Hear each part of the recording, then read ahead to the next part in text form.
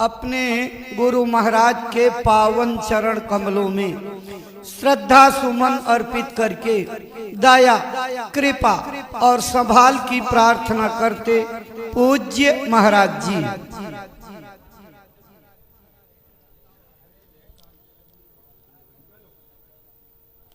जय गुरुदेव, जय गुरुदेव। अब आप लोगों को बैठने का संकेत हो गया है, आप अपने स्थान पर बैठ जाइए। आप सबकी श्रद्धा भावनाओं को इकट्ठा करके हमारी सहयोगी गण पूज्य महाराज जी को श्रद्धा सुमन अर्पित करके स्वागत अभिनंदन वंदन करते हुए जय गुरुदेव, जय गुरुदेव।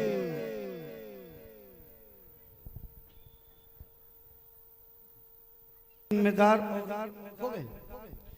अब इसी क्रम के बाद पूज्य महाराज जी के पावन चरण कमलों में श्रद्धा से आदर पूर्वक प्रार्थना करते हैं कि वह गुरु महाराज का जो संदेश अपने मथुरा आश्रम से संकल्प बना करके चले हैं, अपनी अमर वाणी से सुनाने समझाने की कृपा करें, ताकि आपकी अमर वाणी से प्रेरणा प्राप्त करके अपने जीवन में सके। परम श्रद्धे पूज्य महाराज जी। आप सभी लोग प्रेम के साथ में मालिक के पावन नाम का उच्चारण करेंगे। गुरुदेव जय गुरुदेव, गुरुदेव जय गुरुदेव, जय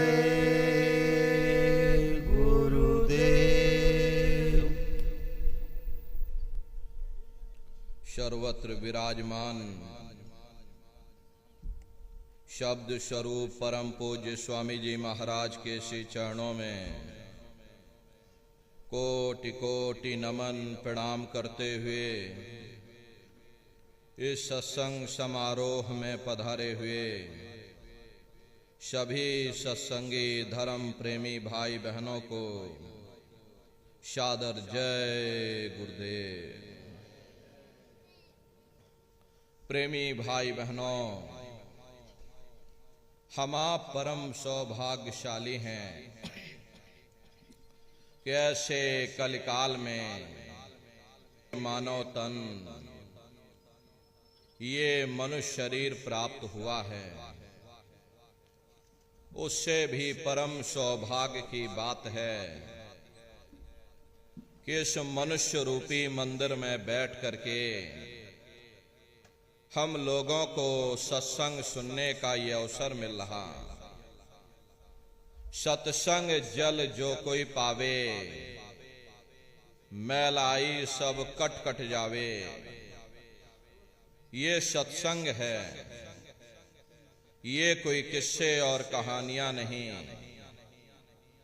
नाच गाना ढोल और मजीरा नहीं, माओ की अजर अमर वाणियां हैं। यदि आपने ध्यान से सुन लिया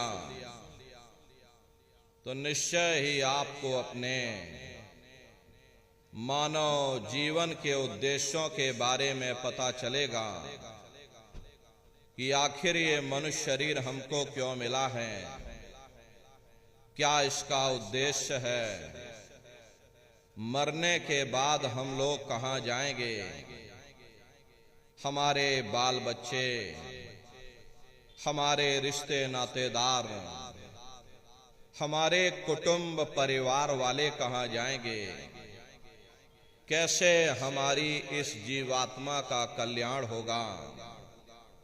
इन सभी प्रश्नों की जानकारी के माध्यम से प्राप्त होगी। प्रेमी भाई बहनों, जो भी वचन वाणी आपको सुनाई जाए, प्रेम और प्यार के साथ बैठ करके एक एक वचन को बड़े ध्यान के साथ सुनिएगा, क्योंकि अधिकतर यह देखा जाता है कि जब कभी सत्संग होता है तो हम लोगों को नींद आ जाती, हम लोग सो जाते या एक दूसरे से बातचीत करने में उलझ जाते, तो उससे होता क्या है? सत्संग के वचन छूट जाते हैं, कड़ी से कड़ी टूट जाती है, फिर हम लोग उन अर्थों को समझ नहीं पाते और अर्थ का अनर्थ कर देते। इसलिए प्रेमी भाई बहनों, जो भी थोड़े बहुत वचन आपको, बड़े ध्यान से एक एक वचन को आप लोग सुनिएगा। महात्माओं के सत्संग में कभी किसी जात और बिरादरी, किसी कौम या मजहब, किसी भी व्यक्ति, कभी कोई निंदा, चुगली, आलोचना या किसी की बुराई नहीं की जाती। सत्संग कैसे जानिए? जित एक नाम वखान। सत्संग वह जगह है जहां केवल शब्द या नाम का प्रचार किया जाता, उस मालिक से मिलने का प्रेम और प्यार पैदा किया जाता। हम आप परम सौभाग्यशाली हैं, ये अवसर हम लोगों को मिला हुआ है। जो भी थोड़े बहुत वचन आपको सुनाए जाएं, एक एक वचन को बड़े ध्यान के साथ सुनिएगा और समझने की कोशिश करिएगा। हम भी ये प्रयास करेंगे ये आपको सरल से सरल भाषा में आप सभी को समझाया जा सके। प्रेमी भाई बहनों, यह मनुष्य शरीर हम लोगों को बड़े सौभाग्य से प्राप्त हुआ है। यह जीवन बहुत अनमोल है। उस परम पिता ने हमको यह जीवन केवल इसीलिए दिया है ताकि हम जीते जी उस प्रभु की भक्ति करके अपनी जीवात्मा का कल्याण करा सकें। ये 5 तत्वों का पुतला, ये पंच भौतिक शरीर हम लोगों को एक निश्चित समय के लिए मिला हुआ। एक निश्चित समय को हम आप नहीं जानते हैं, किंतु जिसका ये मकान है, जिसका ये शरीर है, वो अवश्य ही जानता है। और समय पूरा हो जाने पर मकान मालिक जबरदस्ती इस मकान को खाली करवा देगा। उस समय न जमीन जायदाद काम आएगी, ना ये धन और संपत्ति काम आएगी। जीवात्मा को निकाल करके इस शरीर से बाहर कर दिया जाएगा।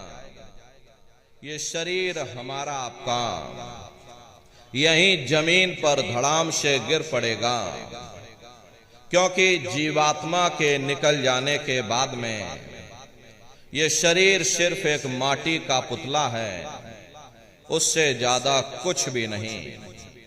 आप इस मिट्टी के पुतले को ले जाकर हमारी आपकी जात और बिरादरी, उसी शमशान भूमि जात और बिरादरी, उसी शमशान भूमि पर हम कहां से आए हैं, हमें जाना कहां है,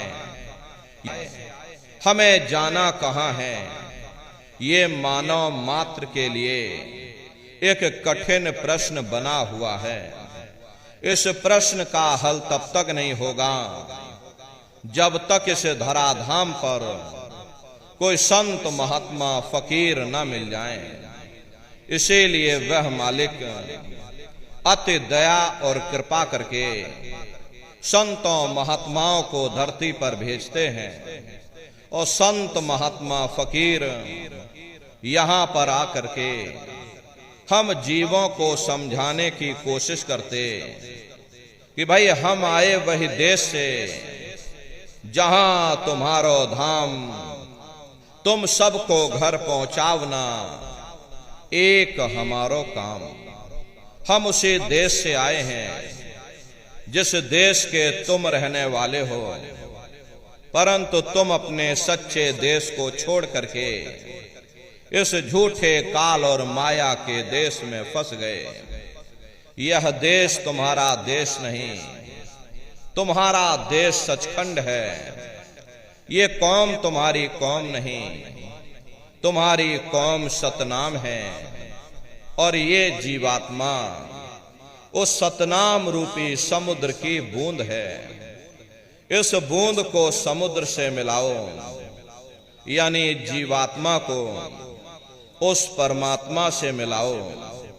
वो परमात्मा है, वो आप। जहां ये दुनिया का ज्ञान समाप्त होता है, उसी के सिर की चोटी से ये आध्यात्मवाद, आत्मा और परमात्मा का ये गूढ़ ज्ञान प्रारंभ होता।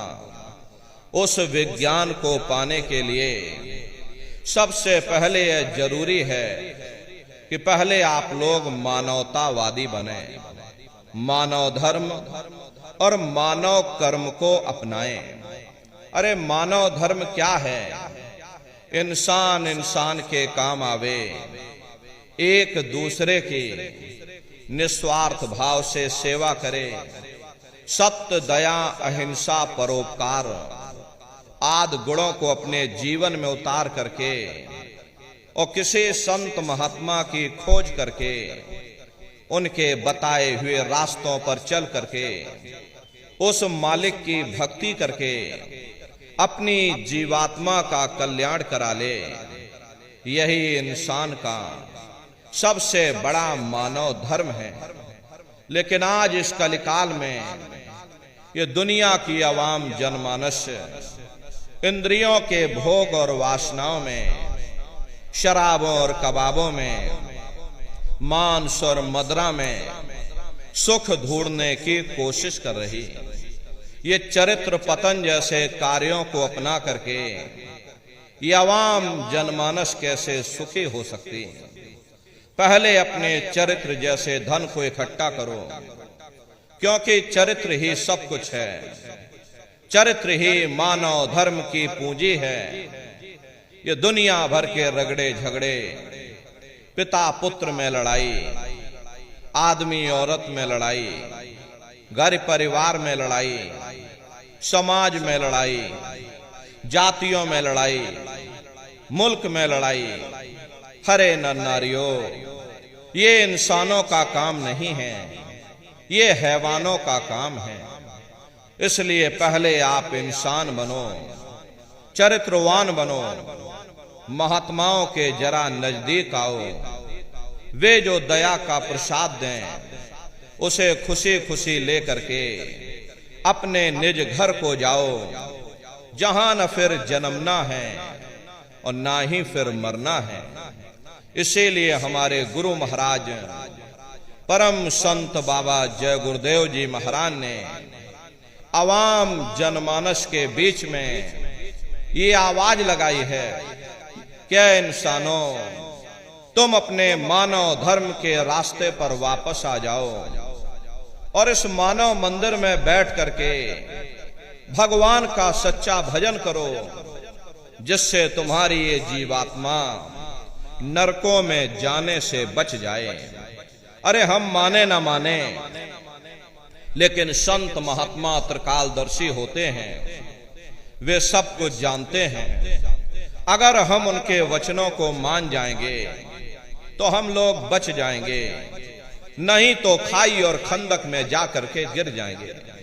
इसीलिए अभी वक्त है उस मालिक से सच्ची प्रार्थना करने का, भगवान के सामने अपने गुनाहों की माफी मांगने का, धर्म मजहब के नाम पर लड़ने झगड़ने का नहीं, जात बिरादरी के नाम पर लड़ने झगड़ने का नहीं।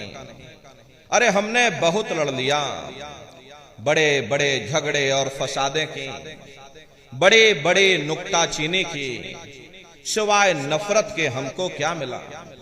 नफरत की ऐसी ज्वाला जली जिसमें घर जल गया, परिवार जल गया, समाज जल गई, जातियां जल गईं, अब सारा देश जल उठा। इसीलिए हर कोई ऐसी छांव चाहता है जहां उसे ठंडक मिले, शांति और सुकून मिले।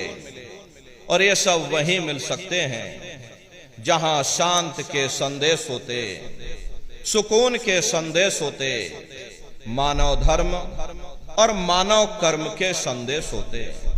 और ये संदेश केवल संत महात्मा फकीर देते हैं, जो समदर्शी होते हैं, जो समस्त जीवों के अंदर उस प्रभु के अंश को देखते हैं। ऐसे समदर्शी उन महात्माओं की खोज करो। ये मत देखना कि महात्मा किस जाति के हैं, महात्मा किस बिरादरी के हैं। अरे जातियां कर्म के अनुसार बनाई गई, जन्म के अनुसार नहीं। मनुष्य की एक ही जाति है, वो है मानव जाति। और इसी मानव जामे में बैठ करके हमें उस मालिक की भक्ति करनी है। प्रेमी भाई बहनों, सुपच जाति के भंगी थे। रैदास जी महाराज जाति के हरजन थे। मीराबाई जाति की छत्राणी थी। कोई नहीं जान सकता ये दुनिया कब बनी, कितनी बार प्रलय और महाप्रलय हो गई। लेकिन इतना जरूर मालूम है, जिस दिन से दुनिया बनी है हम लोग यहीं पर भटका खा रहे। अगर इधर से हवा चली, नैया हमारी उधर चली गई, और कहीं उधर से हवा चल गई, हमारी नैया डगमगाते हुए इधर चली गई। न जाने कितने युग और कल्प बीत गए, लेकिन हमारे जीवन की नैया आज तक इस भवसागर से किनारे नहीं लगी। इसलिए नर नारियों, सौभाग्य से वक्त का इतना बड़ा वरदान आपको मिला। ये मानव तन आपको मिल गया। न जाने किस महात्मा की दया हो गई, न जाने कौन से जन्म जन्मांतरों के शुभ पुण्य कर्मोदय हो गए, जो आपको ये मनुष्य शरीर मिल गया। अरे अब की बार ये मौका तुमको मिल गया है। मिली नरदेह यह तुमको, और बनाओ काज कुछ अपना। पचो मत या इस जग में, जानियो रैन का सपना। प्रेमी भाई बहनों, जैसे रात में हम लोग स्वप्न देखते हैं, हालांकि उस समय पर हमें स्वप्न सच मालूम पड़ता है, असली प्रतीत मालूम होता है। लेकिन जब हम लोग सुबह उठते हैं, जब हमारी आंखें खुलती हैं, तब हमें होश आता है कि नहीं भाई, हम तो स्वप्न देख रहे थे, ये सब भ्रम है। ठीक उसी प्रकार से ये दुनिया भी 10-20-100 साल का स्वप्न है। अब आप कहोगे हम जाग रहे हैं, परंतु प्रेमी भाई बहनों, ऐसा हरगिज नहीं है। जिस दिन मौत का वक्त आएगा, अरे हम लोग रोएंगे, हाय हाय करके चिल्लाएंगे कि हाय, हमने सारी जिंदगी यूं ही स्वप्न में गुजार दी। जागने का समय तो अभी आया था, जो कुछ करना था अभी करना था। लेकिन प्रेमी भाई बहनों, अब पछताए होत क्या, जब चिड़िया चुग गई खेत। महात्मा प्रेम से जीवों को समझाते हैं कि भाई देह और ग्रह सब झूठा, और भरम में काहे को खपना। ये घर बार हमारा अपना नहीं, हरे पराया देश है। ये सराय खाना है, ये मुसाफिर खाना है। ये शरीर भी तुम्हारा अपना नहीं है, ये भी काल का पिंजरा है, किराए का मकान है, पराया मकान है। किसी को 40-50 साल के लिए मिला, तो किसी को 80-90-100 साल के लिए मिल गया। जितने जितने श्वास उस मालिक ने बख्शे हैं, उसे भुगतने के बाद में हमें शरीर को यहीं छोड़ जाना। श्वास दुधारा नित्य ही जारी, एक दिन खाली चाम।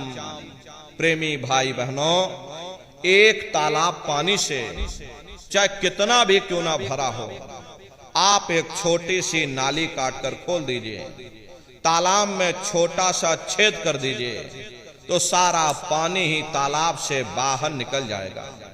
ठीक उसी प्रकार से तुम्हारा ये शरीर भी श्वासों का भंडार है, और जब तक श्वासों का भंडार जारी है, हम दुनिया के काम काज में फंसे हुए, दुनिया के कारोबार में हम उलझे हुए, लेकिन जिस वक्त ये श्वासों का भंडार खाली होगा, अरे टेलीफोन खड़क जाएंगे, तार पहुंच जाएंगे, संदेश पहुंच जाएंगे, सब रिश्ते नातेदार खाक की मिट्टी कब्र में डाल देते। जो मेरे लिए खाक की मिट्टी है वह मेरे लिए तू है। अरे मामूली कष्ट नहीं होता, मौत के समय में घनघोर पीड़ा होती है। जन्मत मरत दुसह दुख हुई, सहजो बाई ने बयान किया है। सहजो मौत आइया, अंगे अंग दिया तोड़, और हिया जरे छाती फटे, उठे पीर घनघोर।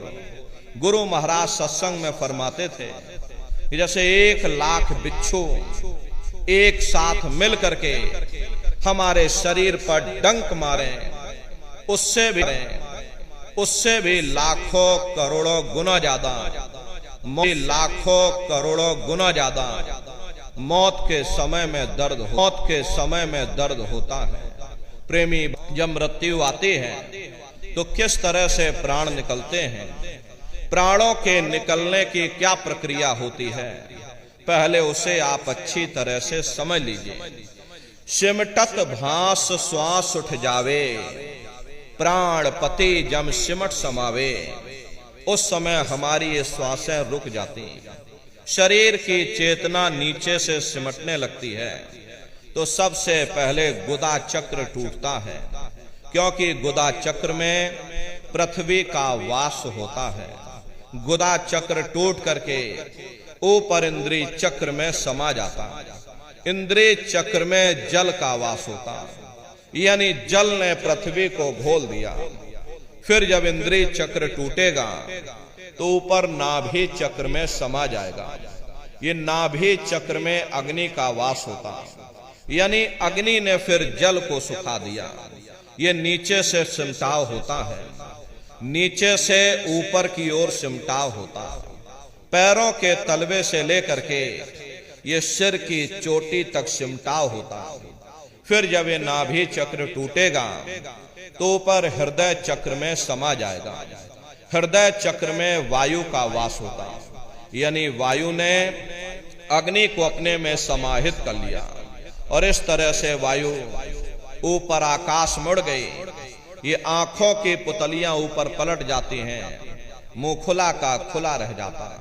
अरे महात्मा समझाते हैं कि जब यह कर्म कला उपजावे और बुद्ध सुरत की यान दबावे, जब यह जीवात्मा पांचों तत्वों को लांग करके जल पृथ्वी अग्नि वायु आकाश पांचों तत्वों को लांग करके ऊपर आती है, तो काल दाढ़ में आन दवानी, जब ढरके नैनन से पानी, जब काल अपनी दाढ़ में दबाता है उस समय नेत्रों से पानी निकलता, इंद्रियां टूट टूट करके चकनाचूर हो जाती, सब नात रिश्तेदार खड़े रह जाएंगे, लगे टकटके दिखे न भाई, वाह समय को करे सहाय।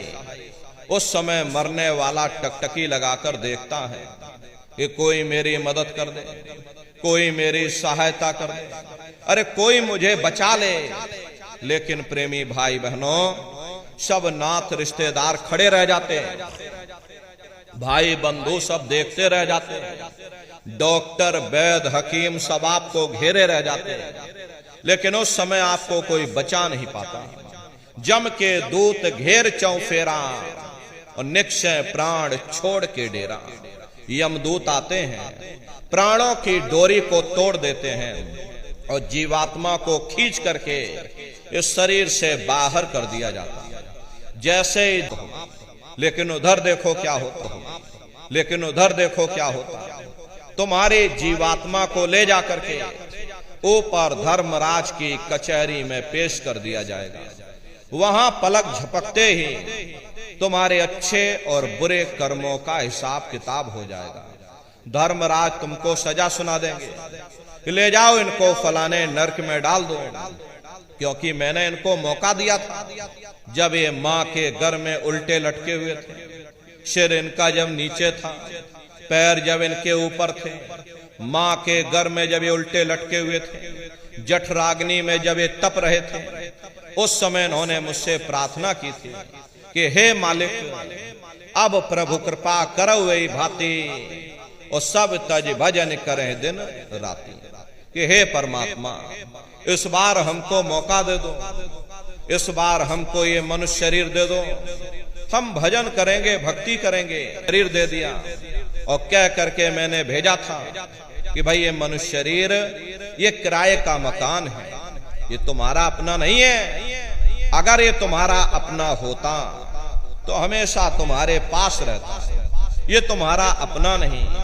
ये मैंने तुमको कुछ समय के लिए किराए का मकान दिया है। हाँ, तुम अपनी जीवात्मा को मेरे किराए के मकान में बैठा करके मालिक की भक्ति करके समय रहते अपनी जीवात्मा को जगा लेना, अपनी जीवात्मा का कल्याण करा लेना। मैंने कुछ समय के लिए तुम सबको ये किराए का मकान दिया है और जब समय पूरा होगा तो मैं अपने सिपाहियों को ऊपर से भेजूंगा और उस समय पर तुम मेरे किराए के मकान को खाली कर देना। लेकिन इतना ध्यान रखना, जैसा साफ सुथरा मैंने तुमको ये किराए का मकान दिया है, वैसा ही साफ सुथरा तुम मुझको वापस लौटाना। लेकिन इस किराए के मकान में बैठ करके इन्होंने बुरे खोटे पाप कर्म कर डाले। मेरे किराए के मकान को इन्होंने अपने कर्मों से गंदा कर दिया, इसलिए कर्मों की सजा इनको मिलेगी। ले जाओ इनको फलाने नरक में डाल दो।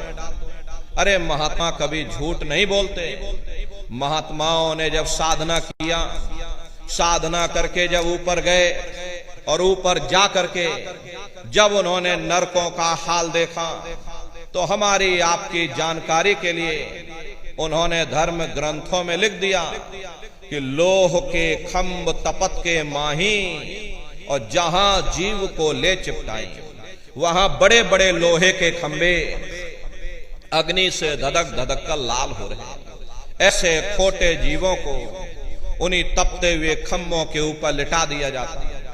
जीव हाय हाय करके चिल्लाता है, तड़फ तड़फ जीव जुलम बुखारे, तपत खंभ दुखी उपजे भारी। असहनी वेदना होती है, असहनी दुख और दर्द होता, जीव वहां रोता और चिल्लाता रहता। लाखों लाख जोजन मील तक तुम्हारे रोने चीखने चिल्लाने की आवाज उन नरकों से हो करके गुजरती है। लेकिन प्रेमी भाई बहनों, वहां कोई तुम्हारी पुकार सुनने वाला नहीं, कोई तुम्हारी दर्द भरी आवाज को सुनने वाला नहीं।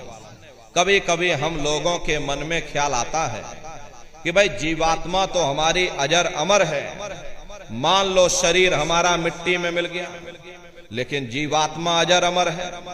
नैनम छिंदति, चौथा ये स्थूल कपड़ा है, ये पंच भौतिक शरीर जिसके अंदर तुम्हारी जीवात्मा बंद है, ये स्थूल शरीर है। जब ये स्थूल शरीर नष्ट हो जाएगा तब तुम्हारी जीवात्मा लिंग शरीर में आती है। लिंग शरीर 17 तत्वों का होता है। जितने भी देवी देवता भूत प्रेत जिन्न पिशाच होते हैं, ये सभी लिंग शरीर में आते हैं। लिंग शरीर का जो भोजन होता है वो खुशबू यानी कि सुगंधी होता है। अगर किसी को घर में भूत प्रेत चढ़ा हो, आप उसे थोड़ी खुशबू सुंघा देना, अगरबत्ती जला करके सुंघा देना या लोहवान गूगल जला करके सुंघा देना। खुशबू सूंघते सूंघते उसका पेट भर जाएगा, अपने आप धीरे धीरे शांत हो जाएगा। भोजन होता है वो खुशबू यानी कि सुगंधी होता है। लिंग शरीर के ऊपर सूक्ष्म शरीर आता है। भोजन होता है वो प्रकाश होता है, और सूक्ष्म शरीर के ऊपर कारण शरीर आता है। कारण शरीर का जो भोजन होता है वो शब्द यानी कि अमृत होता है। और कारण शरीर के ऊपर जब तुम्हारी ये जीव और कारण शरीर के ऊपर जब तुम्हारी ये जीवात्मा तीसरे मंडल पर पहुंच करके उस अमृत के सरोवर में जब तुम स्नान कर लोगे, तब तुम्हारी जीवात्मा के ऊपर से सारे कपड़े सारे खोल उतर जाएंगे। उस समय तुम्हारी ये जीवात्मा रूप में वापस आ जाएगी। इसका खुद का प्रकाश 16 सूर्य के बराबर हो जाएगा। तब तुम्हारी जीवात्मा को ना कोई शस्त्र काट सकते हैं, ना ही कोई अग्नि जला सकती है। लेकिन जब तक तुम्हारी जीवात्मा इन शरीरों में बंद है, इन पिंजड़ों में बंद है, इन खोलों में बंद है, तुमको सुख और दुख की अनुभूति होती रहेगी। तो लिंग शरीर में ही तुम्हारी जीवात्मा को नरकों की आग में जलाया जाता है। अरे महात्मा कहते हैं कि नर के अनेक और हैं, कहां लगे कहूं बखान, दुख भुगते यह जीव जो जाने जो भोग समान। कहते भाई एक नरक नहीं, ऐसे वहां पर अनेकों अनेक नरक बने हुए। गरुड़ पुराण में 36 प्रकार के नरकों का वर्णन किया गया। कुंभी नरक निदान्य है, पड़े जीव जग जाए, सिर समेत डूबा रहे, सदा नरक के माही। कुंभी कहते हैं घड़े के आकार का बड़ा विशाल नरक वहां बना, दुनिया भर का मवाद उसमें भरा, बड़ी भारी बदबू उसमें से आती, जीवों को ले जाकर उसी में डाल दिया जाता। कुंभी नरक कल्प लौवासा, मुख में नरक नाक में श्वासा। कल्प लौवासा यानी 1000 चौकड़ी युग का एक कल्प होता है, और कल्प लौवासा यानी युगों युगों तक ये जीव नरकों की सजा को भोगता रहता। और नरकों की सजा भोगने के बाद में इन्हीं जीवों को सीधे मनुष्य शरीर दोबारा नहीं मिलेगा, बल्कि ले जाकर के 4 खान 84 लाख योनियों में डाल दिया जाएगा। जैसे बच्चा होता है, बच्चा पहले कक्षा 1 पास करेगा, फिर कक्षा 2 में जाएगा। ऐसे ही प्रेमी भाई बहनों, वहां पर भी पूरा चैनल बना हुआ। नरकों की सजा भोगने के बाद में इन्हीं जीवों को 4 खान 84 लाख योनियों में डाल दिया जाता है। ये 4 खान 84 लाख योनियां ये कोई मामूली योनियां नहीं होती। 4 खान का मतलब होता है अंडज, पिंडज, उपमज, स्थावर। ये 4 खाने होती हैं। पहली श्रेणी पेड़ पौधों की आती है, जिनके अंदर पानी का तत्व मौजूद होता। कभी ये भी मनुष्य हुआ करते थे, लेकिन आज अपने कर्मों का ये भोग पा रहे, एक जगह पर पेड़ बन के खड़े हुए। दूसरी श्रेणी कीड़े मकोड़ों की आती है, जिनके अंदर पृथ्वी और अग्नि का तत्व मौजूद होता है। तीसरी श्रेणी पंछियों की आती है, चौथी चौपाए जानवरों की आती है, और 5वीं स्वयं इंसानों की आती है, जिसके अंदर 5 तत्व जल, पृथ्वी, अग्नि, वायु, आकाश 5 तत्व मौजूद होते हैं। प्रेमी भाई बहनों, ये 4 खाने हैं, इनकी अलग अलग कुल 84 लाख योनियां होती हैं। अब आप पेड़ पौधों को ही देखिए तो आम का पेड़ अलग है, नीम का पेड़ अलग है, पीपल का पेड़ अलग है। ऐसे ही अलग अलग प्रजातियों के कीड़े मकोड़े, अलग अलग प्रजातियों के पशु और पंछी, कुल मिलाकर के 84 लाख योनियां हैं। हम दुनिया के जीव नरकों की सजा भोगने के बाद में इन्हीं 84 लाख योनियों में डाल दिए जाते हैं। अरे मामूली कष्ट नहीं होता। हमको आपको देखो, गर्मी लग गई तो हम लोग छाया में आ गए, सर्दी लग गई कंबल रजाई ओढ़ लिया, भूख लग गई भोजन कर लिया, बीमार हो गए अस्पतालों में चले गए, अपना अपना इलाज करवा लिया। लेकिन देखो इन जानवरों को, क्या गर्मी, क्या सर्दी और क्या बरसात। एक एक रोटी के टुकड़े के लिए बेचारे दर बदर रोड पर भटकते रहते। किसी का हाथ कट गया, किसी का पैर कट गया, किसी को आपने जीते जी काट डाला, मुर्गी की पकड़ करके गर्दनी घुमा डाली। अरे उनको भी दर्द होता है, उनको भी तकलीफ होती है, लेकिन वे बेचारे बेजुबान हैं, कुछ बोल नहीं पाते हैं, कुछ बता नहीं पाते हैं। हम लोगों के अंदर ये जुबान है, हम लोग बोल बता देते हैं, वे सिर्फ रोते और चिल्लाते रहते हैं। अरे कौन उनकी पुकार सुनने वाला, कौन उनकी दर्द भरी आवाज को सुनने वाला, कौन सी अदालत में जाकर के वे बेचारे दरवाजा खटखटाएं, कौन मजिस्ट्रेट उनकी फरियाद को सुनेगा। प्रेमी भाई बहनों, कोई सुनने वाला नहीं है।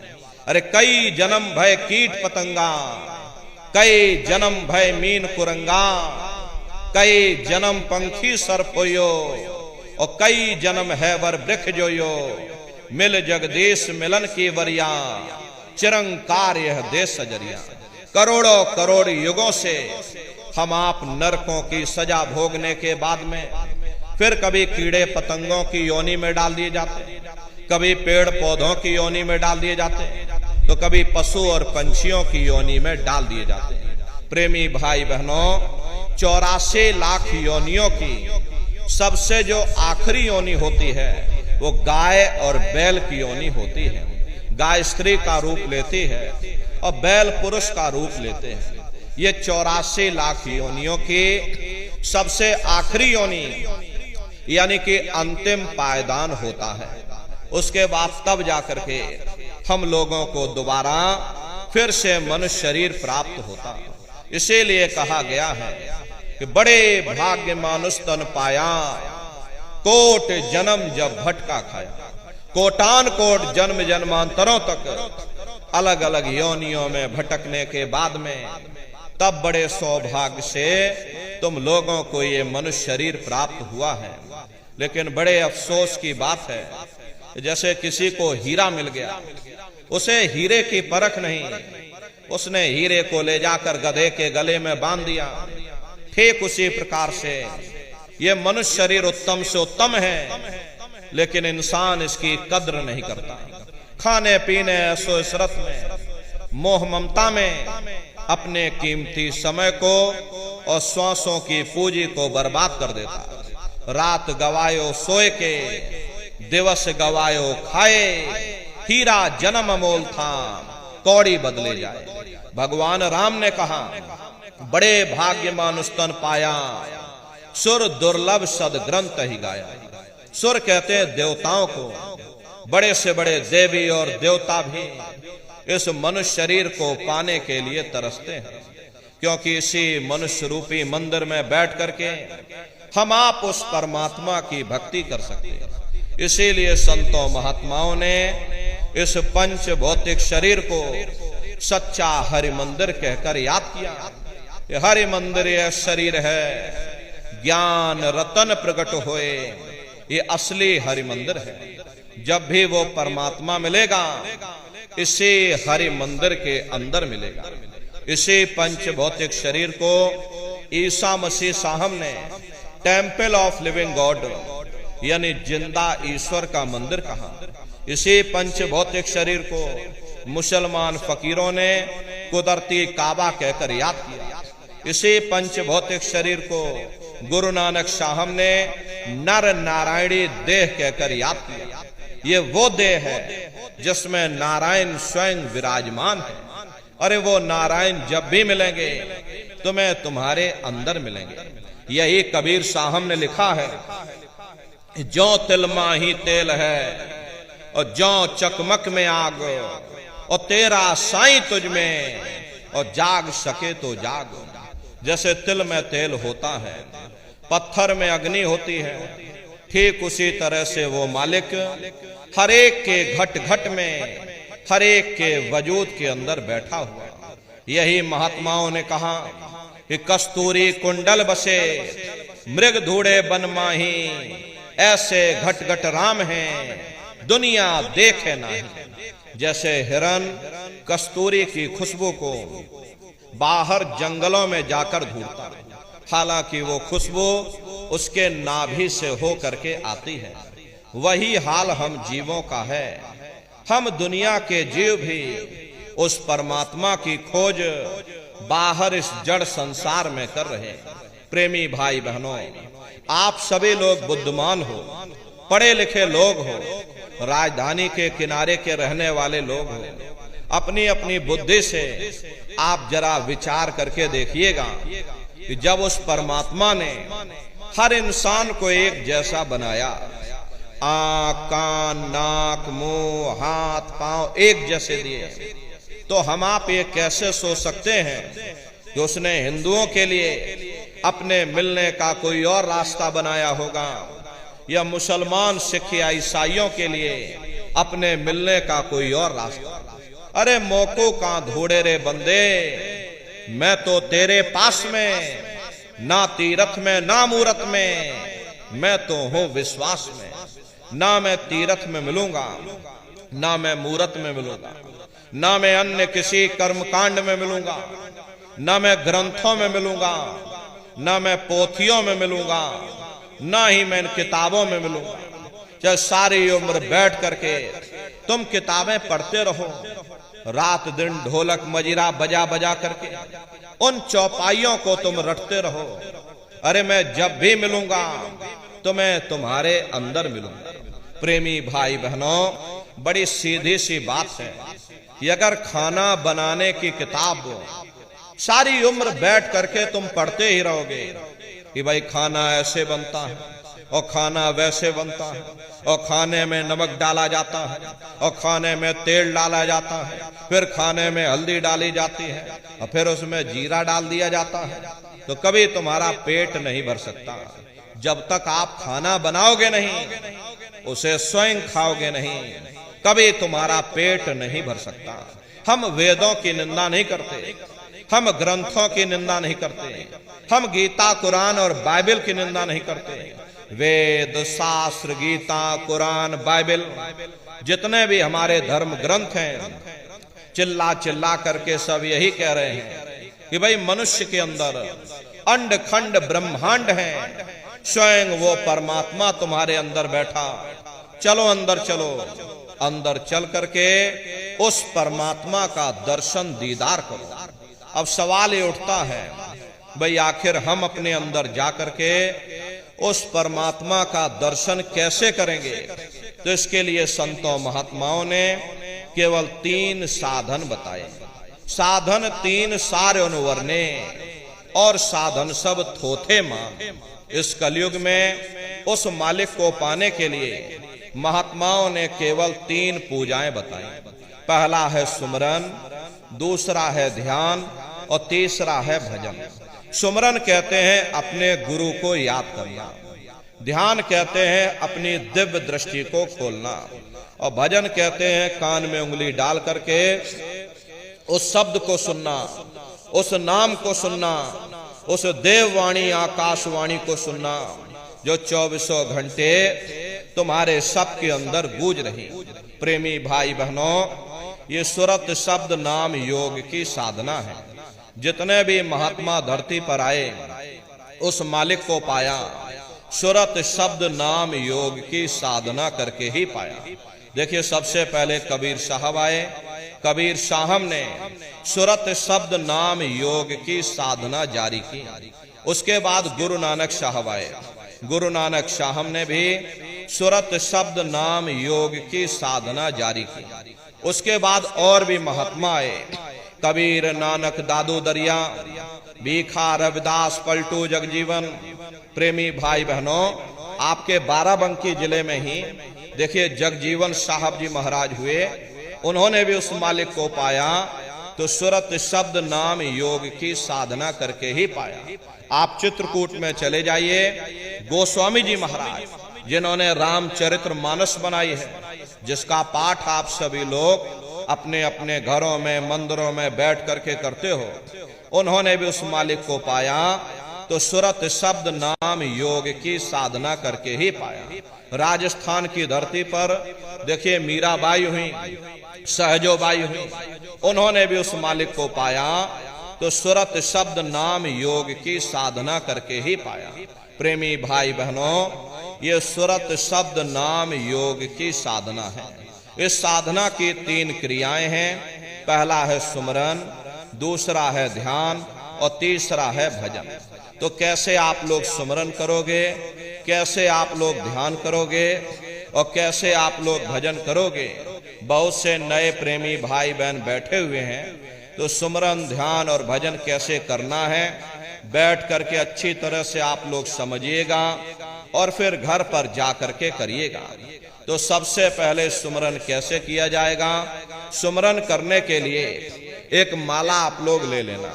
ये देखिए प्रेमी भाई बहनों, 108 दाने की ये माला है।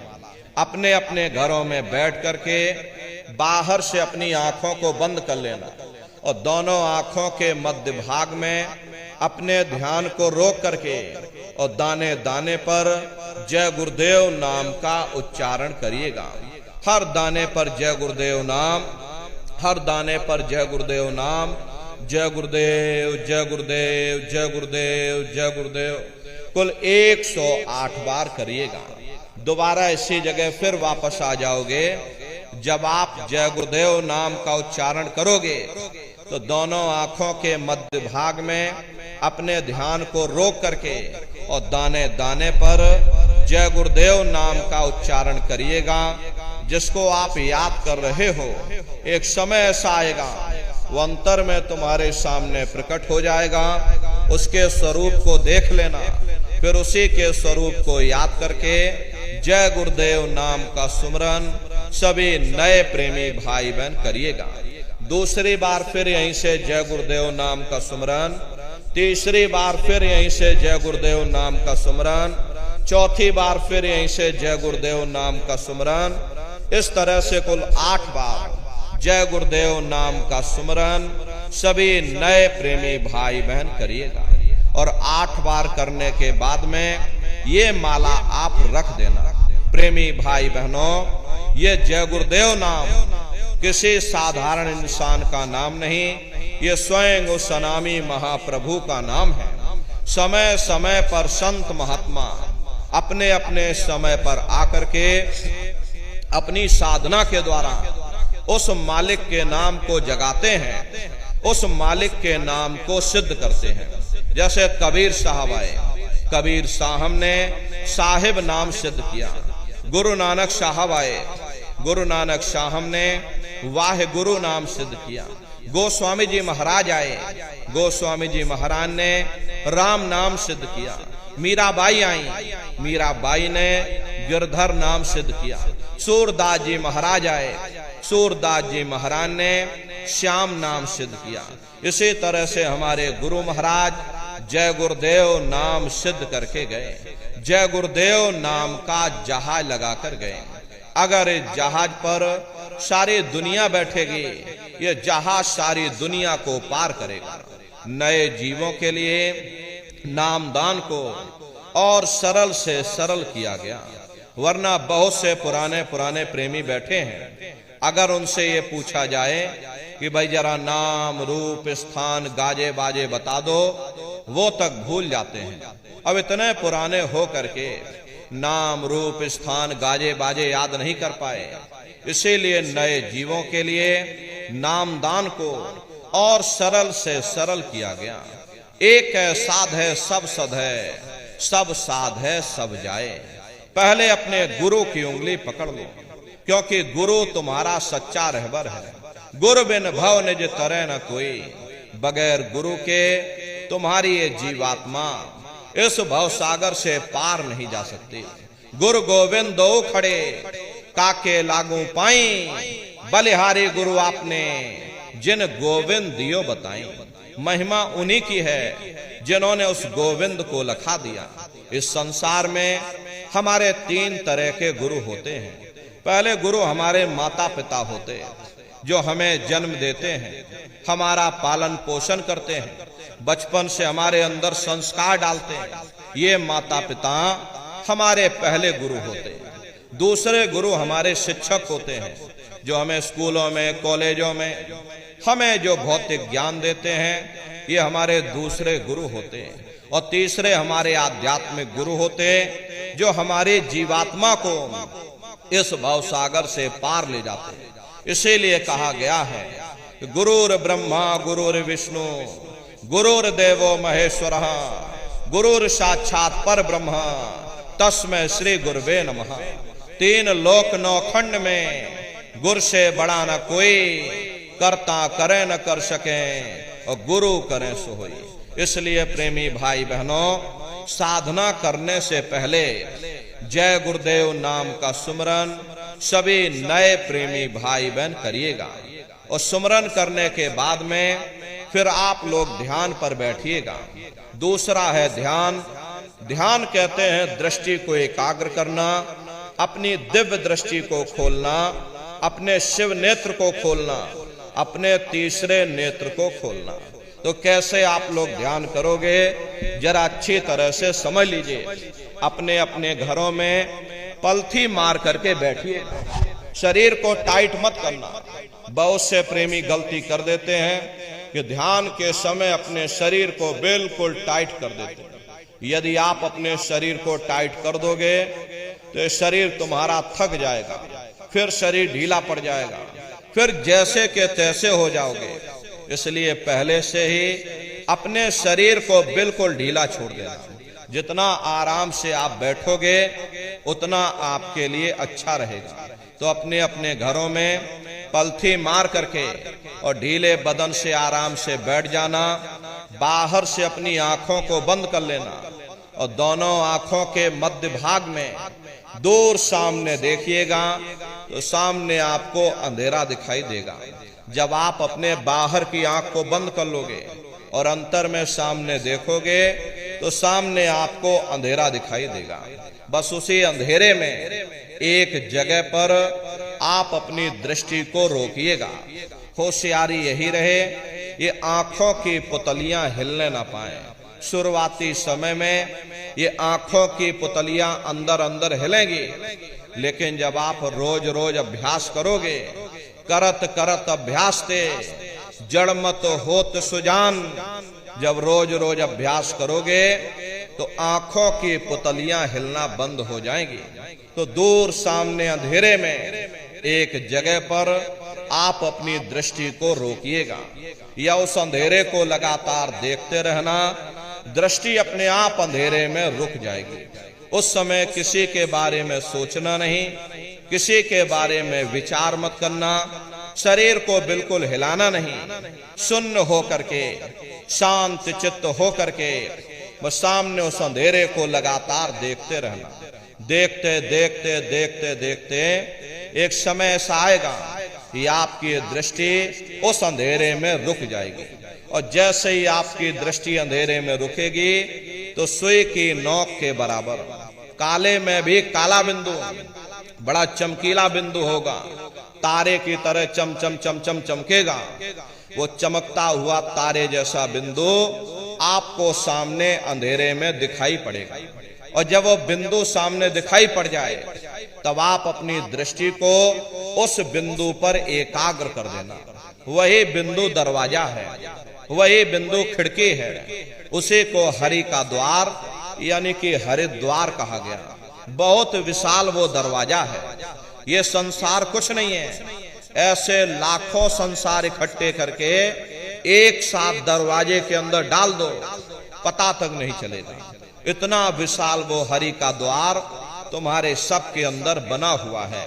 एक छोटे से बीज को लेकर के हम आपसे कहें कि इस बीज के अंदर बहुत बड़ा पेड़ है तो आप जल्दी भरोसा नहीं करोगे। लेकिन उस छोटे से बीज को जब आप जमीन में गाड़ दोगे, थोड़ा खाद पानी दोगे, वो बीज अंकुरित हो जाएगा। उसमें से विशाल लताएं भी निकलेंगी, विशाल वृक्ष का रूप भी लेगा, उसमें से फल और फूल भी निकलेंगे। इसी तरह से आप सभी के अंदर सुई की नोक के बराबर तारे की तरह छोटे से छोटा चमकता हुआ बिंदु है। उस बिंदु के अंदर बड़े बड़े ब्रह्मांड बसे हुए हैं। वो तारे जैसा चमकता हुआ बिंदु आपको सामने दिखाई पड़ेगा। लेकिन बिंदु जब दिखाई पड़ेगा जब आपकी ये दृष्टि उस अंधेरे में रुक जाएगी। जैसे ही आपकी दृष्टि अंधेरे में रुकेगी वो तारे की तरह चमकता हुआ बिंदु सामने दिखाई पड़ेगा। और जब वो बिंदु सामने दिखाई पड़ जाए तब आप अपनी दृष्टि को उस बिंदु पर एकाग्र कर देना। जब आप अपनी दृष्टि उस बिंदु पर टिका दोगे तो वही बिंदु दरवाजा है, वो दरवाजा खुल जाएगा, ये शिव नेत्र खुल जाएगा, ये दिव्य दृष्टि आपकी खुल जाएगी और आप दरवाजे के अंदर दाखिल हो जाओगे। एक बार प्रेमी भाई बहनों ये दिव्य दृष्टि खुल जाए, फिर क्या भूत, क्या भविष्य, क्या वर्तमान, कोई भेद आपसे गुप्त नहीं रहेगा। लाखों वर्ष पहले क्या हुआ था, भविष्य में क्या होने वाला है, आप अपने अपने लोक प्रेमी भाई बहनों अपने अपने स्थान पर बैठ करके और ध्यान लगा करके भूत, भविष्य और वर्तमान को देख सकते हो। तो यह ध्यान करने का तरीका। एक बार फिर से समझ लीजिए कैसे आपको ध्यान करना है। अपने अपने घरों में पलथी मार करके बैठ जाना, बाहर से अपनी आंखों को बंद कर लेना, दोनों आंखों के बीचों बीच में दूर सामने देखिएगा, सामने आपको अंधेरा दिखाई देगा। बस उसी अंधेरे में एक जगह पर आप अपनी दृष्टि को रोकिएगा। उस समय किसी के बारे में सोचना नहीं, किसी के बारे में विचार मत करना, शरीर को बिल्कुल हिलाना नहीं, शून्य होकर के, शांत चित्त होकर के लगातार उस अंधेरे को देखते रहो। जितना देर आपसे बन सके आप उस अंधेरे को लगातार देखते रहना। देखते देखते देखते देखते एक समय ऐसा आएगा कि आपकी दृष्टि अंधेरे में रुक जाएगी, और जैसे ही आपकी दृष्टि अंधेरे में रुकेगी, सुई की नोक के बराबर तारे की तरह से चमकता हुआ बिंदु आपको सामने दिखाई पड़ेगा। और जब वो बिंदु सामने दिखाई पड़ जाए तब आप अपनी दृष्टि को उस बिंदु पर एकाग्र कर देना। जब आप अपनी दृष्टि उस बिंदु पर एकाग्र कर दोगे तो वही बिंदु दरवाजा है, वो दरवाजा खुल जाएगा, ये शिव नेत्र खुल जाएगा, ये दिव्य दृष्टि आपकी खुल जाएगी और आप दरवाजे के अंदर दाखिल हो जाओगे। तो प्रेमी भाई बहनों ये है ध्यान करने का तरीका। और तीसरा है भजन। गाने बजाने का नाम भजन नहीं है। नाच गाना, ढोल मजीरा, हारमोनियम, तबला, अरे इसका नाम भजन नहीं है। भजन कहते हो शब्द को सुनना, उस नाम को सुनना, उस देववाणी आकाशवाणी को सुनना जो 24 घंटे तुम्हारे सब के अंदर गूंज रही है। तो कैसे भजन करोगे जरा अच्छी तरह से समझ लीजिए। ये दोनों उंगली कानों में डाल करके ये कानों को बंद कर लेना। कान इसीलिए बंद किए जाते हैं ताकि बाहर की कोई आवाज हमको सुनाई ना पड़े। अपनी सुविधा से बैठिएगा। कुर्सी पर चाहे कुर्सी पर बैठ जाओ, सोफे पर चाहे सोफे पर बैठ जाना, या कोई तकिया इस तरह से रख लेना और दोनों कोहनी यहाँ रख करके दोनों उंगली कानों में डाल करके ये कानों को बंद कर लेना। बहुत सी हमारी माताएं बहनें बूढ़े बुजुर्ग हैं, आपके घुटनों में दर्द होता होगा या रीढ़ की हड्डी में दर्द होता होगा और आप बैठ करके भजन नहीं कर पाते हो, तो आप लेट करके भजन करिएगा। ऐसे सीधे लेट जाना, लेटे लेटे आंख और कान को बंद कर लेना। मतलब तो आंख और कान को बंद करना है, चाहे आप लेट करके करो या चाहे आप बैठ करके करो। यही कहा गया है कि भाई आंख कान मुख बंद कराओ, अनहद झिंगा शब्द सुनाओ। यानी पहले अपनी आंख को बंद करो, अपने मुख को बंद करो, दोनों उंगली कानों में डाल करके ये कानों को बंद कर लो और ऊंचे से ऊंचा ध्यान दे करके उस आवाज को सुनने की कोशिश करो। प्रेमी भाई बहनों, जब आप अपने कानों को बंद करके और अंतर में गौर से सुनोगे तो आपको ऐसा अनुभव होगा कि कहीं सीटी जैसी आवाज हमारे कानों में बज रही। टी, इस तरह से सीटी जैसी आवाज शुरू में आप सभी को सुनाई पड़ेगी। करना कुछ नहीं है, लेटे हो चाहे बैठे हो, बस आप उस आवाज को सुनते रहना और सुनते सुनते उसी में लीन हो जाओ। जब आप उसमें लीन हो जाओगे तो कुछ समय बाद में दोबारा आपको अनुभव होगा कि कहीं बड़ी दूर से एक महीन आवाज, घंटे और शंख की आवाज हमारे कानों में बज रही। जैसे मंदिरों में घंटियां बजती हैं, टन टन टन टन, तो बाहर तो आपने नकल किया। महात्माओं ने कहा था ये शरीर तुम्हारा सच्चा हरि मंदिर है, इसी हरि मंदिर के अंदर 24 घंटे वो घंटे और शंख की आवाज गूंज रही। उसी घंटे शंख की आवाज को महात्माओं ने शब्द कहा। अरे आपकी धर्म पुस्तकों में लिखा है कि पोथी पढ़ पढ़ जग मुआ, पंडित भया न कोई, 2.5 अक्षर प्रेम का, पढ़े सो पंडित हुई। दुनिया वाले कहते हैं कि 2.5 अक्षर का मतलब प्रेम है। प्रेम नहीं है, प्रेम में तो मात्रा लगी हुई। यहाँ पर जिस 2.5 अक्षर का वर्णन उन महात्माओं ने किया है वो है शब्द, शा आदा बा और दा। उसे शब्द को महात्माओं ने नाम कहा। कल युग जोग न जग न ज्ञाना, एक आधार नाम गुण गाना। कलयुग में न योग है, न यज्ञ है, न ज्ञान है, तो कलयुग में क्या है? कलयुग केवल नाम आधारा, सुमेर सुमेर नर उतर ही पार। कलयुग में केवल नाम का आधार है। यही मीराबाई ने कहा कि पायो जी मैंने नाम रतन धन पायो, वस्तु अमोलक दे मेरे सतगुर, कृपा कर अपनायो, पायो जी मैंने नाम रतन धन पायो। उसी घंटे शंख की आवाज को महात्माओं ने शब्द या नाम कहा।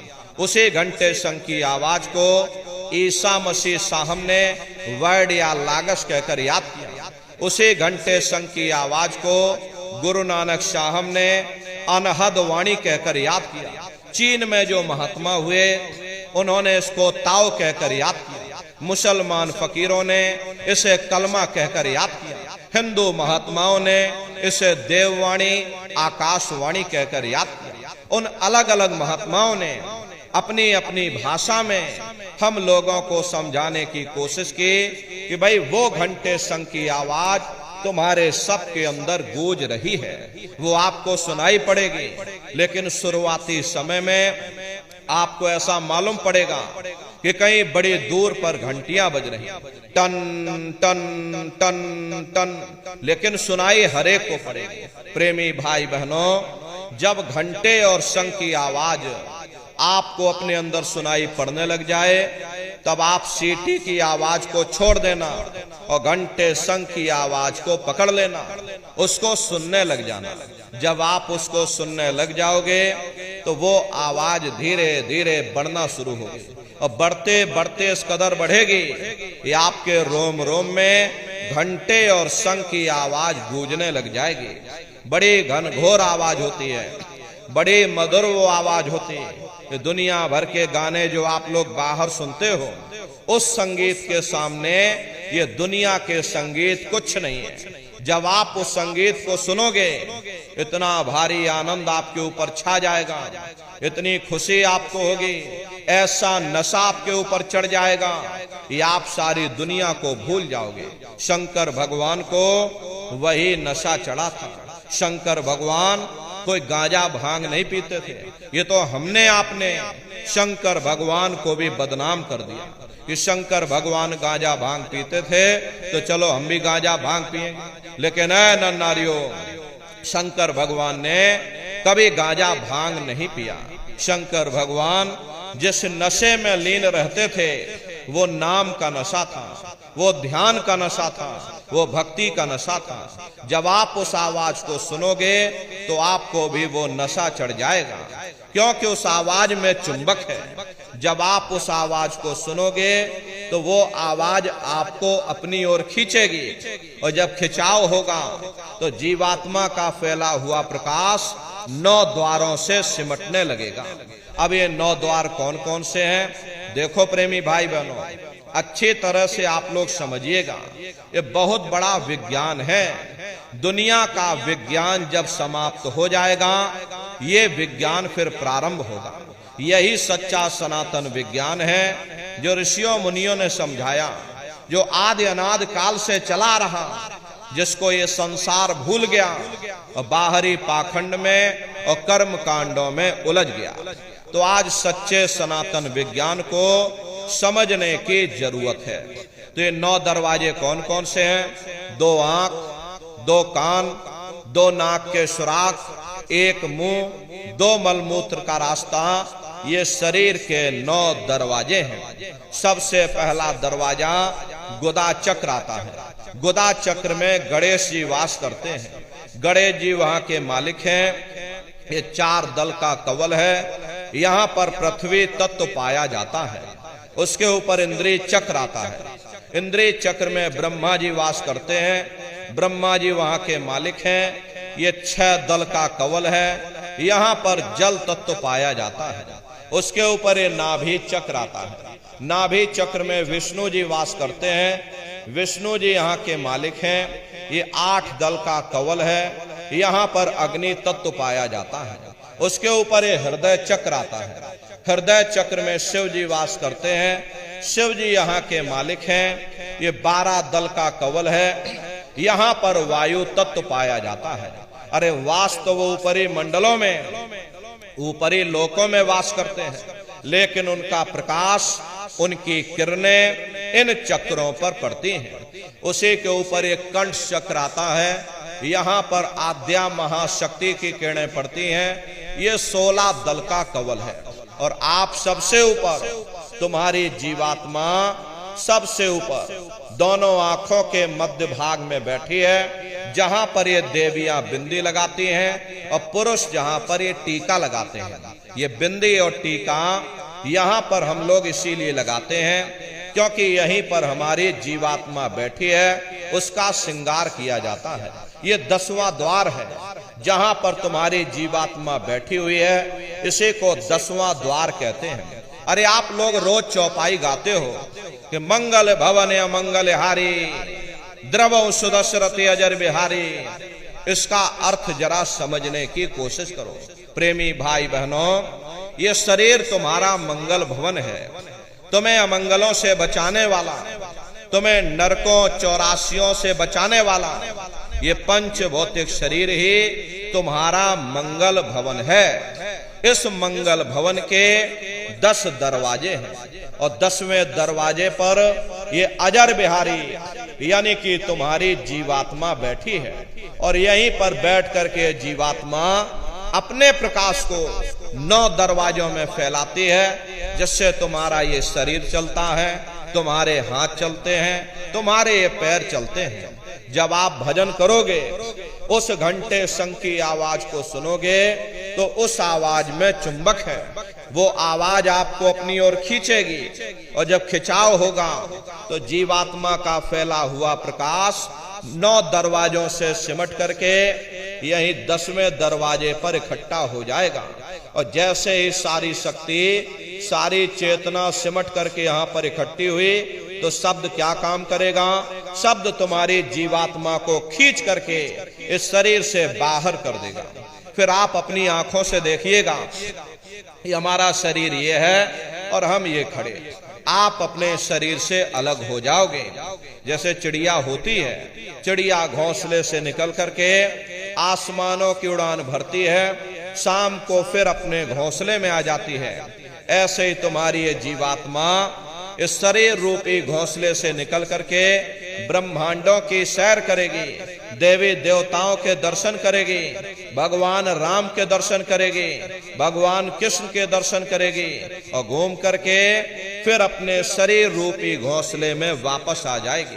प्रेमी भाई बहनों, ये ब्रह्मा विष्णु महादेव जिनकी सारी दुनिया पूजा करती है, अरे आप सभी लोग ब्रह्मा विष्णु महादेव की पूजा करते हो और पूजा करते करते आपका ये जीवन जिंदगी बीत गई, लेकिन कभी तुमने विचार ये नहीं किया भाई जिनकी हम पूजा कर रहे आखिर ये ब्रह्मा विष्णु महादेव कौन है, ये कहां पर रहते हैं, ये क्या काम करते हैं, इनके माँ बाप कौन है, भगवान राम कौन है, भगवान कृष्ण कौन है, ईश्वर कौन है, ब्रह्म कौन है, पर ब्रह्म कौन है, ये कहां पर रहते हैं। तो जरा संक्षिप्त में आप समझिएगा, क्योंकि अगर हम इसका वर्णन करेंगे तो हमको लाखों वर्ष लग जाएंगे, एक लोक का वर्णन नहीं हो पाएगा। इतने विशाल लोक इस आसमान के ऊपर बने हुए, लेकिन संक्षिप्त में हम आपको बता रहे कि किन किन मंडलों को पार करते हुए तुम्हारी ये जीवात्मा अपने 5वें मंडल पर यानी कि सचखंड में पहुंचेगी। रास्ते में कौन कौन से देश मिलेंगे, उस देश के कौन कौन से राजा मिलेंगे, तो जरा संक्षिप्त में आप समझ लीजिए। प्रेमी भाई बहनों, जब आप भजन करोगे और जब घंटे शंख की आवाज को सुनोगे तो उसी घंटे शंख की आवाज को पकड़ करके ये जीवात्मा ब्रह्मांडों की चढ़ाई करती है। मान लो आप किसी जंगल में खो गए और चारों तरफ अंधेरा ही अंधेरा हो, कोई रास्ता आपको नजर ना आ रहा हो, तो आप किसी टापू पहाड़ पर चढ़ करके और वहीं से आवाज लगाते हो कि भाई कोई हमारी आवाज को सुन रहा हो तो कृपया करके हमको रास्ता बताओ। मान लो किसी आदमी ने आपकी आवाज को सुना और उसने आपको आवाज दी कि भाई हम तुमको ये आवाज दे रहे, तुम इस आवाज को पकड़ करके और तुम हम तक पहुंच जाओ। भले ही हमें दिखाई ना पड़े लेकिन हम उसकी आवाज को पहले सुनेंगे कि वो आवाज पूरब से आ रही या पश्चिम से आ रही, और फिर उस आवाज को पकड़ करके हम उसी जगह पहुंच जाएंगे जहां पर वो व्यक्ति आवाज दे रहा। ठीक उसी प्रकार से इस मानव मंदिर के अंदर, इस हरि मंदिर के अंदर वो परमात्मा आवाज दे रहा। जब ये जीवात्मा उस आवाज को सुनेगी तो उस आवाज को पकड़ करके ये जीवात्मा वहीं पहुंच जाएगी जहां वो परमात्मा बैठ करके आवाज दे रहा। तो वो आवाज कब सुनाई पड़ेगी? जब आप भजन करोगे और जब घंटे शंख की आवाज को सुनोगे तो उसी घंटे शंख की आवाज को पकड़ करके ये जीवात्मा ब्रह्मांडों की चढ़ाई करती है। पलक झपकते यह जीवात्मा खरबों योजन ऊपर चली जाती है। ये चांद सूरज सितारों को पार करने के बाद में सबसे पहले जो आपको लोक मिलेगा उसे महात्माओं ने शिवलोक कहा। शिवलोक तमोगुणी स्थान है, वहां के मालिक शिव जी हैं, वो पार्वती जी के साथ उस लोक में विराजमान है। चैतन्य धार जो ऊपर से नीचे आ रही, जिसे महात्माओं ने गंगा कहा, वह अपना केंद्र बिंदु शिवलोक को बनाती है। इसीलिए शिव जी की जटा में ये गंगा दर्शाई जाती है। इस लोक में असंख्यों जीवात्माएं रहती हैं। ये सभी जीवात्माएं शिव स्वरूप में मौजूद होती हैं। जब आप वहां पहुंचोगे, शिव जी का जब प्रत्यक्ष दर्शन करोगे तो आपका स्वरूप भी शिव के समान यानी शिव स्वरूप हो जाएगा। जो शक्तियां शिव जी को प्राप्त होती हैं वही शक्तियां साधक को भी प्राप्त हो जाती हैं। शिव जी का दर्शन करने के बाद में फिर घंटे शंख की आवाज को पकड़ करके फिर जब आप ऊपर चढ़ोगे उसी के ऊपर ब्रह्मा जी का लोक आएगा। ब्रह्मा जी का लोक वो रजोगुणी स्थान है। वहां के मालिक ब्रह्मा जी हैं। वो गायत्री, सावित्री और सरस्वती के साथ उस लोक में विराजमान है। और ब्रह्मा जी का दर्शन करने के बाद में फिर घंटे शंख की आवाज को पकड़ करके फिर जब आप ऊपर चढ़ोगे उसी के ऊपर विष्णु लोक आएगा। विष्णु लोक वो सतोगुणी स्थान है। वहां के मालिक विष्णु जी हैं। उनका बड़ा मनमोहक स्वरूप है।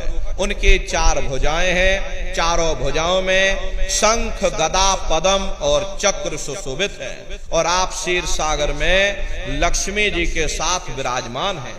ये तीनों देवता ब्रह्मा, विष्णु, महादेव अपने अपने लोक में बैठ करके राज कर रहे हैं। एक रचयिता है जो हम जीवों को रचता है, एक पालनहार है जो हम जीवों को पालता है, एक संहार करता है जो हम जीवों को नष्ट कर देता। एक का काम है शरीर को बनाना, एक का काम है शरीर की सुरक्षा करना, एक का काम है शरीर को नष्ट कर देना। इनकी जो माता है वो आद्या महाशक्ति है। ब्रह्मा, विष्णु, महादेव लोक के ऊपर वो आद्या महाशक्ति का लोक आता है। उसी को देवी दुर्गा का लोक कहा जाता है। प्रेमी भाई बहनों, आप लोग ये 9 दुर्गे मनाते हो। 9 दुर्गे का असली अर्थ होता है इन 9 द्वारों को खाली करो। रजोगुण, तमोगुण, सतोगुण को पार करके जब तुम देवी दुर्गा का दर्शन कर लोगे, उनका साक्षात्कार कर लोगे, तब सही मायने में ये 9 दुर्गा तुम्हारी सफल होगी। प्रेमी भाई बहनों, वो देवी दुर्गा विराजमान है। देवी दुर्गा का दर्शन करने के बाद में फिर जब आप ऊपर चढ़ोगे उसके ऊपर सबसे पहला देश आएगा। वहीं से पहला देश शुरू होगा, या उसे कह लो पहली राजधानी शुरू होगी। जिसे महात्माओं ने सहस दल कवल कहा। वहां के जो मालिक हैं वो निरंजन भगवान हैं। ये ब्रह्मा विष्णु महादेव ये निरंजन भगवान के ही पुत्र हैं। और ये आद्या महाशक्ति देवी दुर्गा ये निरंजन भगवान की अर्धांगिनी हैं। और निरंजन भगवान स्वयं तीनों लोकों के मालिक हैं। उन्हीं को त्रिलोकीनाथ कहा जाता है। हिंदू उन्हीं को परमात्मा कहते हैं, मुसलमान उन्हीं को खुदा कहते हैं, ईसाई उन्हीं को गॉड कहते हैं। ये जल एक है। जल को चाहे आप पानी कह लो, चाहे वाटर कह लो, चाहे आप नीर कह लो। इसी तरह प्रेमी भाई बहनों वो परमात्मा एक है। हम लोग लफ्जों के झगड़े में उलझे हुए हैं। घंटे और शंख की आवाज जो हर इंसान के अंदर गूंज रही वो आवाज उन्हीं के मुखार बिंद से हो रही। निरंजन भगवान का जो स्वरूप है वो ज्योतिष स्वरूप है। हजार बाती की अखंड ज्योति वहां पर बराबर जल रही।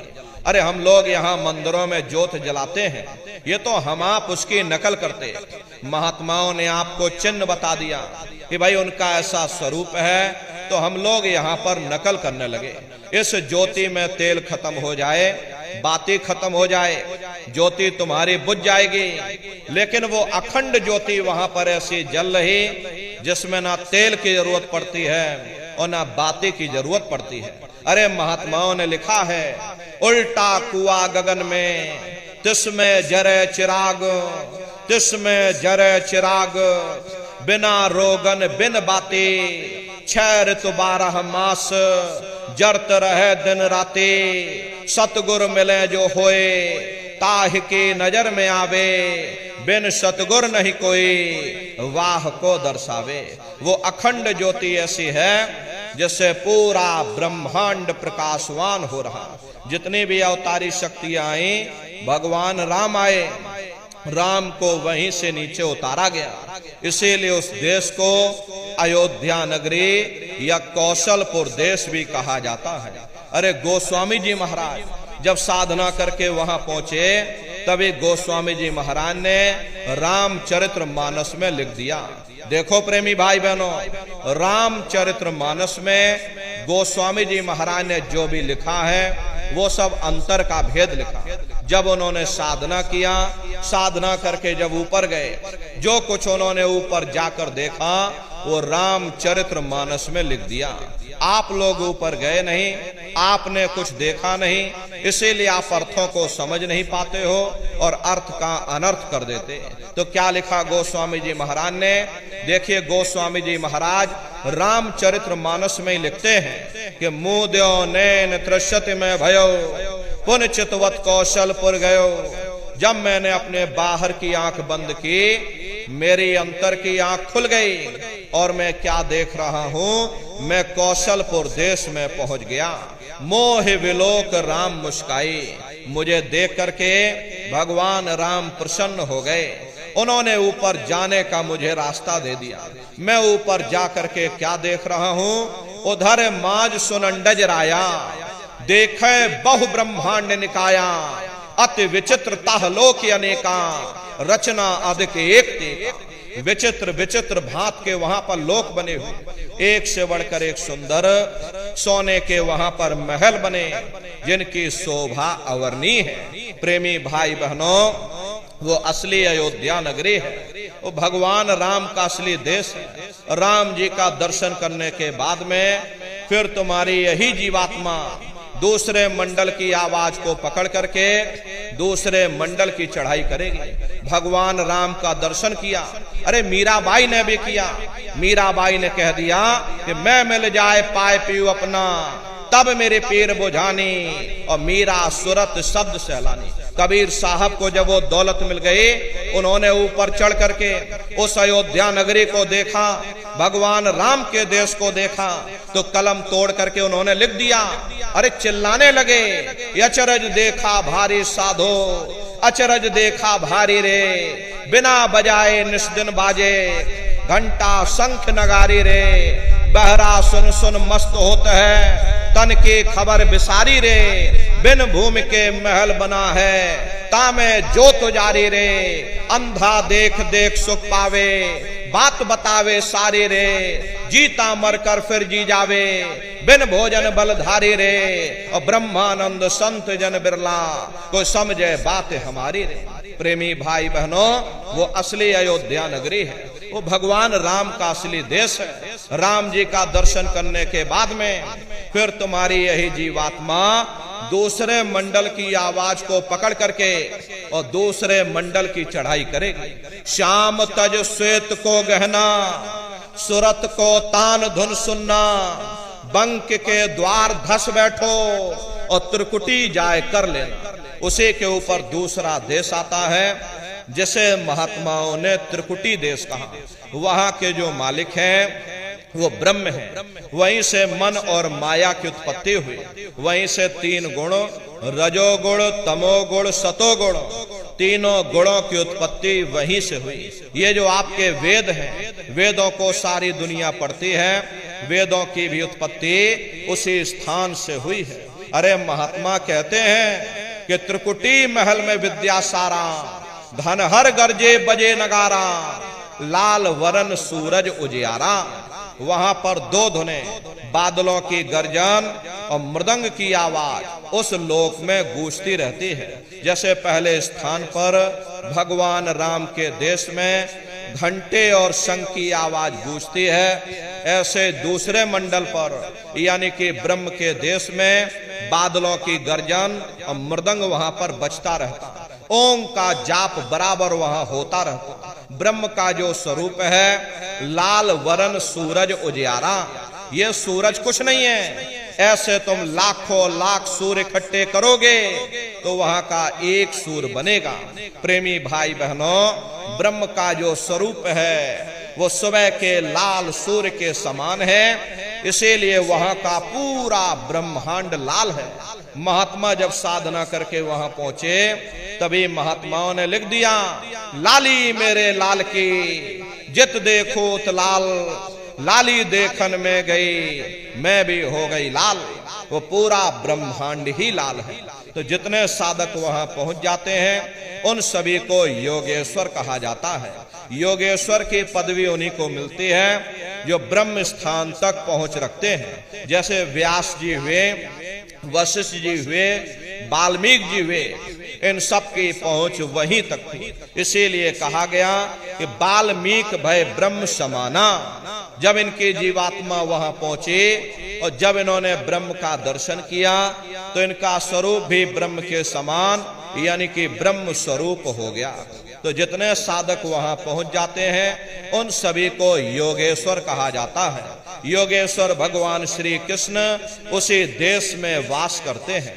ये जो ब्रह्म देश है वो श्री कृष्ण भगवान का ही देश है और श्री कृष्ण भगवान वहीं पर रहते हैं। अरे बाहर की जन्माष्टमी नहीं है जो आप लोग यहाँ जन्माष्टमी मनाते हो, ये तो आप नकल करते हो। महात्माओं ने कहा था भाई सही मायने में तुम जन्माष्टमी कब मनाओगे? जब तुम्हारी ये जीवात्मा 5 तत्व जल पृथ्वी अग्नि वायु आकाश और 3 गुणों रजोगुण तमोगुण सतोगुण यानी 5 तत्व 3 गुणों से परे होकर के ब्रह्म देश में पहुंच करके जब तुम कृष्ण भगवान का दर्शन कर लोगे तब सही मायने में जन्म अष्टमी मनाई जाएगी। वहां कृष्ण भगवान का दर्शन करने के बाद में फिर तुम्हारी यही जीवात्मा तीसरे मंडल की आवाज को पकड़ करके तीसरे मंडल की चढ़ाई करती है। आगे पहुंची सुन झंकार ररंकार धुन सुनी पुकार, आगे श्वेत सुन है भाई मान सरोवर पैठन है। उसी के ऊपर तीसरा देश आता है जैसे महात्माओं ने सुन्न देश कहा, उसी को रारंग देश कहा जाता, उसी को अक्षर और नेति कहा जाता। वहां के जो मालिक हैं वो रारंग पुरुष यानी कि पर ब्रह्म पुरुष है। वहां किंगरी और सारंगी 2 धुनें उस लोक में गूंजती रहती हैं और पर ब्रह्म पुरुष का जो स्वरूप है वो पूर्णमासी के चंद्रमा के समान बड़ा ही मनमोहक स्वरूप है। इसी स्थान पर प्रेमी भाई बहनों एक बहुत बड़ा अमृत का सरोवर बना हुआ है जिसे महात्माओं ने मान सरोवर कहा। जब तुम्हारी ये जीवात्मा उस मान सरोवर में जाकर स्नान कर लेगी तो जन्म जन्मांतरों के तुम्हारे मैले पाप कर्म साफ हो जाएंगे। अरे यहाँ के पानी से तुम्हारे कर्मों की सफाई नहीं होने वाली। ये बाहर का पानी तुम्हारे शरीर के मैल को धो सकता, लेकिन जो पापों का मैल है, जो अंतःकरण में कर्मों की गंदगी, पुण्य और पाप के बोझे जो आपने अपने ऊपर लाद रखे हैं, वो जब साफ होंगे जब आप तीसरे मंडल पर पहुंच करके उस गंगा में डुबकी लगाओगे। उस गंगा में स्नान करने के बाद में ये जीवात्मा हंस रूप हो जाती है। हंसन मिले हंसा हो जाए, मिले जो अमीय आहारा है। जीवात्मा का खुद का प्रकाश उस अमृत के सरोवर में स्नान करने के बाद में 16 सूर्य के बराबर हो जाता है। फिर यही जीवात्मा चौथे मंडल की आवाज को पकड़ करके चौथे मंडल की चढ़ाई करती है। 2 पर्वत के संग निहारो, भंवर गुफा ते संत पुकारो।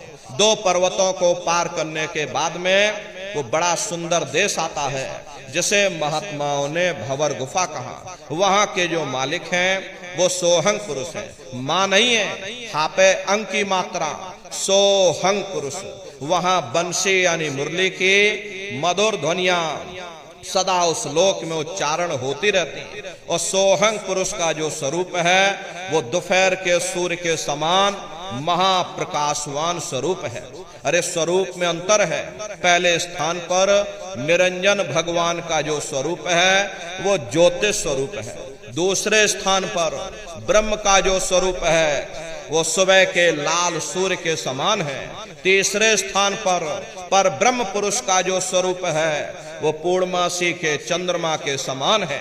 चौथे स्थान पर सोहंग पुरुष का जो स्वरूप है वो दोपहर के सूर्य के समान महाप्रकाशवान स्वरूप है। और वहां के धनी का दर्शन करने के बाद में ताके परे धाम सतनामा, बीन बजे सतलोक ठिकाना।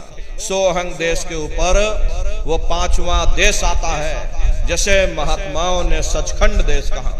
वो सचखंड देश अजर अमर अविनाशी सदा एक रस रहने वाला देश है। वहां न काल है, न कर्म है, न दुख है, न संताप है, न पुण्य है, न पाप है। जो जीवात्मा वहां पर पहुंच जाती हमेशा के लिए जन्म मरण के बंधनों से आजाद हो जाती। वहां के जो मालिक हैं वो सतपुरुष भगवान हैं जिनके रोम रोम में खरबों खरब सूरज चांद सितारे प्रकाशवान। वही हमारे आपके सच्चे मालिक हैं, वही हमारे आपके सच्चे पिता हैं। अरे हमको आपको वहीं से नीचे उतारा गया।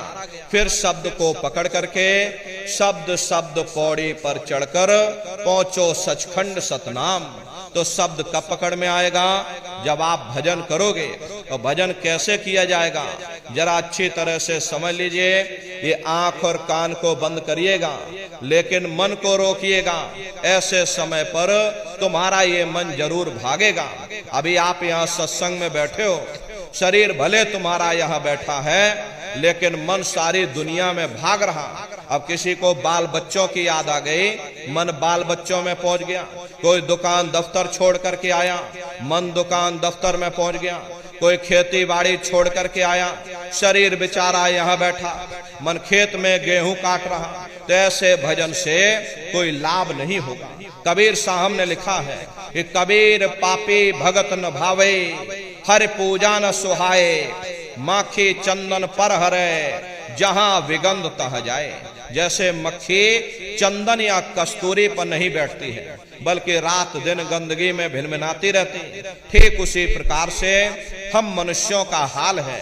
हमारे आपके बुरे खोटे पाप कर्म हमें महात्माओं की तरफ जाने नहीं देते, उनके वचनों को सुनने नहीं देते। ये सब हमारे मन की खुराफात है। जिन्होंने मार मन डाला उन्हीं को सूरमा कहना, बड़ा बैरी ये मन घट में, इसी का जीत न कटना। अगर दुनिया में कोई हमारा दुश्मन है वो केवल तुम्हारा अपना ये मन है। ये मन रूपी रावण कब मरेगा? जब 9 द्वारों पर फतेह हासिल करके तुम यहाँ 10वें द्वार पर चढ़ जाओगे तब सही मायने में दशहरा मनाई जाएगी। अरे बाहर की दशहरा नहीं है, तो लकड़ी का रावण बना देते हो और फूंक फांक करके घर चले आते, कहते भाई हमने रावण मार दिया। अरे महात्माओं ने कहा था भाई सही मायने में तुम दशहरा कब मनाओगे, जब 9 द्वारों पर फतेह हासिल करके तुम यहाँ 10वें द्वार पर चढ़ जाओगे, तब सही मायने में विजयदशमी मनाई जाएगी। तब ये मन रूपी रावण तुम्हारा मरेगा, तब तुम्हारी ये जीवात्मा, इसे जीवात्मा को महात्माओं ने राम भी कहा। हम कोई अपने मन से नहीं कह रहे, धर्म ग्रंथों में ही लिखा हुआ है। एक राम दशरथ का बेटा, एक राम घट घट में लेटा, एक राम का सकल पसारा, एक राम है सबसे न्यारा। एक वो राम है जो अयोध्या के वासी हैं, और एक राम घट घट में लेटे, यानी हमारी आपकी ये जीवात्मा जो हर एक के अंदर मौजूद है। महात्माओं ने कहा भाई एक वो राम है, एक राम का सकल पसारा, यानी पहले स्थान के मालिक वो निरंजन भगवान जिनको दुनिया त्रिलोकीनाथ कहती है, जिनका ये पूरा पसारा, ये पूरा संसार है। महात्माओं ने कहा भाई एक वो राम है, और एक राम है सबसे न्यारा, 5वें स्थान के मालिक वो सतपुरुष भगवान जो हमारे आपके सच्चे पिता हैं। महात्माओं ने कहा भाई एक वो राम है। तो महात्मा तो उस राम की महिमा गाते हैं। मोटी बात आप पकड़िए कि भजन कैसे करोगे, ये आंख कान को बंद कर लेना, अंतर में गौर से सुनिएगा। शुरू में सीटी जैसी आवाज आप सभी को सुनाई पड़ेगी, उसे पकड़ लेना, सुनते रहना। जब बराबर उसको लगातार सुनते रहोगे तो कुछ दिनों बाद में दोबारा आपको अनुभव होगा कि कहीं बड़ी दूर से एक महीन आवाज, घंटे और शंख की आवाज हमारे कानों में बज रही, और जब घंटे शंख की आवाज आपको अपने अंदर सुनाई पड़ने लग जाए, तब आप सीटी की आवाज को छोड़ देना और घंटे शंख की आवाज को पकड़ लेना। एक बार प्रेमी भाई बहनों आप उस आवाज को पकड़ लो, फिर वो आवाज आपको नहीं छोड़ेगी, खींच करके शरीर से बाहर कर दे। रोज आना, रोज जाना, रोज ब्रह्मांडों की सैर करना, रोज देवी देवताओं के दर्शन करना, रोज घर बैठे भगवान राम के दर्शन करना, रोज भगवान कृष्ण के दर्शन करना, और घूम करके फिर अपने शरीर रूपी घोंसले में वापस चले आना। तो सुमरन, ध्यान और भजन 3 क्रियाएं आपको बताई गई, नित्य नियम से करिएगा। नागा नहीं होना चाहिए। शरीर को आप भोजन देते हो, सुबह दोपहर शाम रात भोजन करते रहते, लेकिन कभी तुमने विचार ये नहीं किया ये जीवात्मा जो जन्म जन्मांतरों से बेचारी भूखी प्यासी बैठी है, जिसकी शक्ति से तुम्हारा ये भारी भरकम शरीर चल रहा, तो कभी अपनी जीवात्मा को तुमने भोजन नहीं दिया। और इसका भोजन भजन है, इसका भोजन शब्द है, इसका भोजन नाम है। अपना ये नियम बनाओ कि पहले हम अपनी जीवात्मा को भोजन देंगे, फिर अपने शरीर को भोजन देंगे।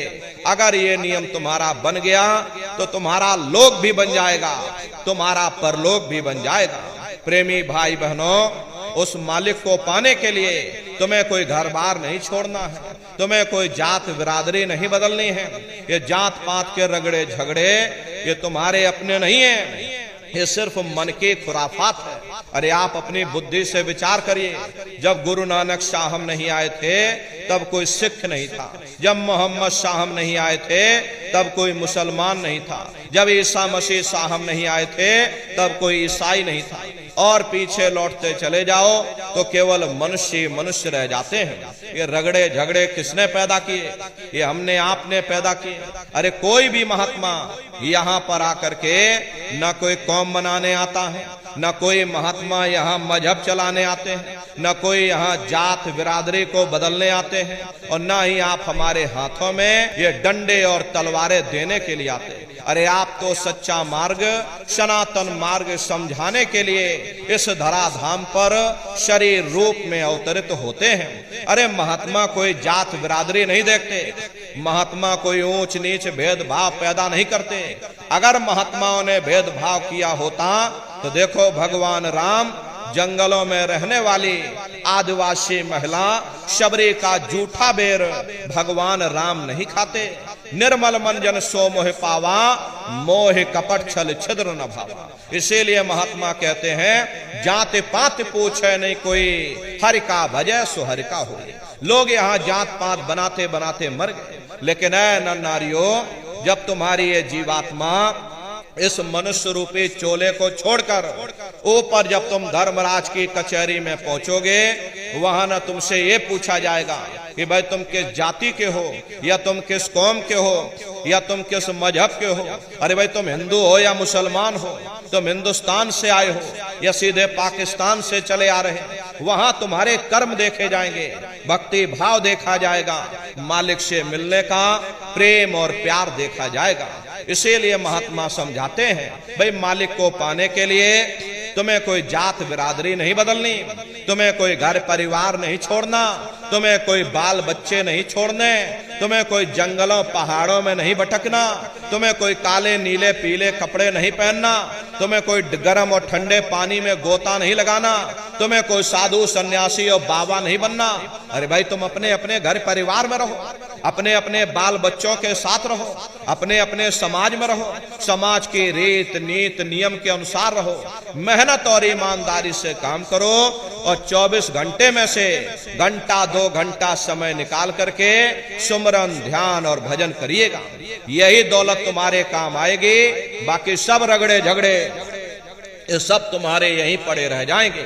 सोए की एक नोक भी तुम्हारे साथ में जाने वाली नहीं है। बड़े बड़े राजे महाराजे आए, सारी जिंदगी उन्होंने ये किला बनाते बनाते गुजार दिया। आज उनके किलों को जाकर देखिए, आज खंडहर बने पड़े हुए। विश्व विजेता सिकंदर सारी दुनिया पर राज करने का ख्वाब देखता था, वो भी मुट्ठी खोल करके चला गया। अरे कोई क्या साथ लेकर जाएगा? जो चीज तुम्हारे साथ में जाने वाली वो केवल परमात्मा की भक्ति है। इसलिए प्रेमी भाई बहनों, वो दौलत कमा लो जो अंत समय में तुम्हारे काम आवे, वरना ये समय तुम्हारा निकलता जा रहा। ये श्वासों की पूंजी ये दिन प्रतिदिन कम होती जा रही। एक समय ऐसा आएगा ये बुलबुला तुम्हारा फूट जाएगा, फिर ना जाने ये मनुष्य शरीर तुमको मिले ना मिले। अरे तुम भटकते रह जाओगे युगों युगों के लिए उन नरकों और चौरासियों में। इसलिए प्रेमी भाई बहनों, अहो भाग्य है आपका, आपको ये मनुष्य शरीर मिल गया, आपको ये मौका मिल गया। इस मौके का लाभ उठाओ, मनुष्य रूपी मंदिर में बैठ करके वो आत्मधन कमा लो, वो खजाना कमा लो, जिससे तुम्हारी जीवात्मा का कल्याण हो जावे। तो सुमरन ध्यान और भजन नित्य नियम से आप लोग करिएगा। और देखो प्रेमी भाई बहनों, हमारी आपसे प्रार्थना है कि आप सभी लोग शाकाहारी रहिएगा, क्योंकि हमारे गुरु महाराज ने शाकाहार पर विशेष जोर दिया। गुरु महाराज हमारे कहते थे कि बच्चे बच्चियों तुम लोग शाकाहारी रहना, शाकाहार का प्रचार करते रहना, इसी से देश और दुनिया में भारी परिवर्तन होगा। प्रेमी भाई बहनों, परिवर्तन कोई कानून बनाने से नहीं होगा, परिवर्तन कोई फांसी देने से नहीं होगा, परिवर्तन कोई आंदोलन तोड़फोड़ हड़ताल करने से नहीं होगा। परिवर्तन तब होगा जब लोगों के विचार बदलेंगे, लोगों की भावनाएं बदलेंगी। और विचार जब बदलेंगे जब लोगों का खान पान शुद्ध होगा। देसी कहावत है, जैसा खाए अन्न वैसा होए मन। जब इंसान पशुव्रती भोजन करेगा तो उसकी बुद्धि स्वतः ही पशुओं जैसी हो जाएगी। फिर जिस शराब के नशे में माँ बहन बेटी की पहचान खत्म हो जाए, उस शराब को पी करके यह कैसे पता चलेगा ये क्या अच्छा और क्या बुरा है। यही कारण है कि आज घर समाज में ये दुनिया भर के अत्याचार और दुनिया भर के व्यभिचार फैले हुए। अरे हम लोग देखिए मंदिर बनवाते हैं, उन मंदिरों में नहा धो करके जाते, कहते भाई परमात्मा के रहने की जगह है, हमको नहा धो करके जाना चाहिए, फूल अगरबत्ती ले जाना चाहिए। कोई उन मंदिरों में कूड़ा कचड़ा नहीं डालता। अगर तुम कूड़ा कचड़ा डालोगे तो आपस में लाठियां चल जाएंगी। फिर ये जो हरि मंदिर है, ये पंच भौतिक शरीर जिसे महात्माओं ने हरि मंदिर कहा, इसमें तुम हाड़ मांस के लोथड़े डालते हो, इसमें तुम शराब के कतरे डालते हो, इसमें तुम मुर्गा मुर्गी काट करके डाल रहे, इसमें तुम मांस मछली काट करके डाल रहे। अपने बनाए हुए ईंट गारे के मंदिर की तुम कद्र करोगे और परमात्मा के बनाए हुए इस मानव मंदिर को, इस हरि मंदिर को तुमने जीते जी कब्रिस्तान बना दिया तो सख्त सजा मिलेगी। अरे महात्माओं ने लिखा है कि तिल भर मच्छी खाए के कोट गऊ दे दान, काशी करवट जामरे निश्चय नरक निदान। यदि तिल भर भी मच्छी खा करके फिर चाहे कोटान कोट तुम गौओं का दान करो और काशी में जाकर के मत्था रगड़ते रगड़ते अपनी पूरी जिंदगी वहां पर गुजार दो, फिर भी तुमको तुम्हारे गुनाहों की सजा मिलेगी, कोई बच नहीं सकता। क्योंकि ये कर्म भूमि है, यहाँ तुम जैसा कर्म करोगे वैसा फल तुमको मिलेगा। देखिए इस कर्म भूमि पर कृष्ण भगवान तक नहीं बच पाए। उस समय बाली को छिप करके बाण मारा, वही बाली कृष्ण अवतार में बहेलिया बन करके आ गया। कृष्ण भगवान के पैरों में पद्म चमकता था, हिरण की आंख समझ करके और बहेलिये ने निशाना मार दिया। और जब पास में आकर के देखा कृष्ण भगवान थे, अफसोस करने लगे।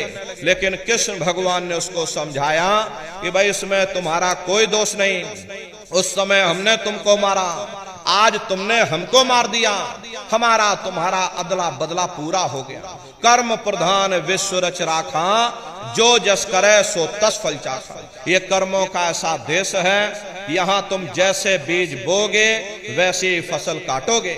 इसलिए नर नारियों हमारी आपसे प्रार्थना है कि आप सभी लोग शाकाहारी रहिएगा।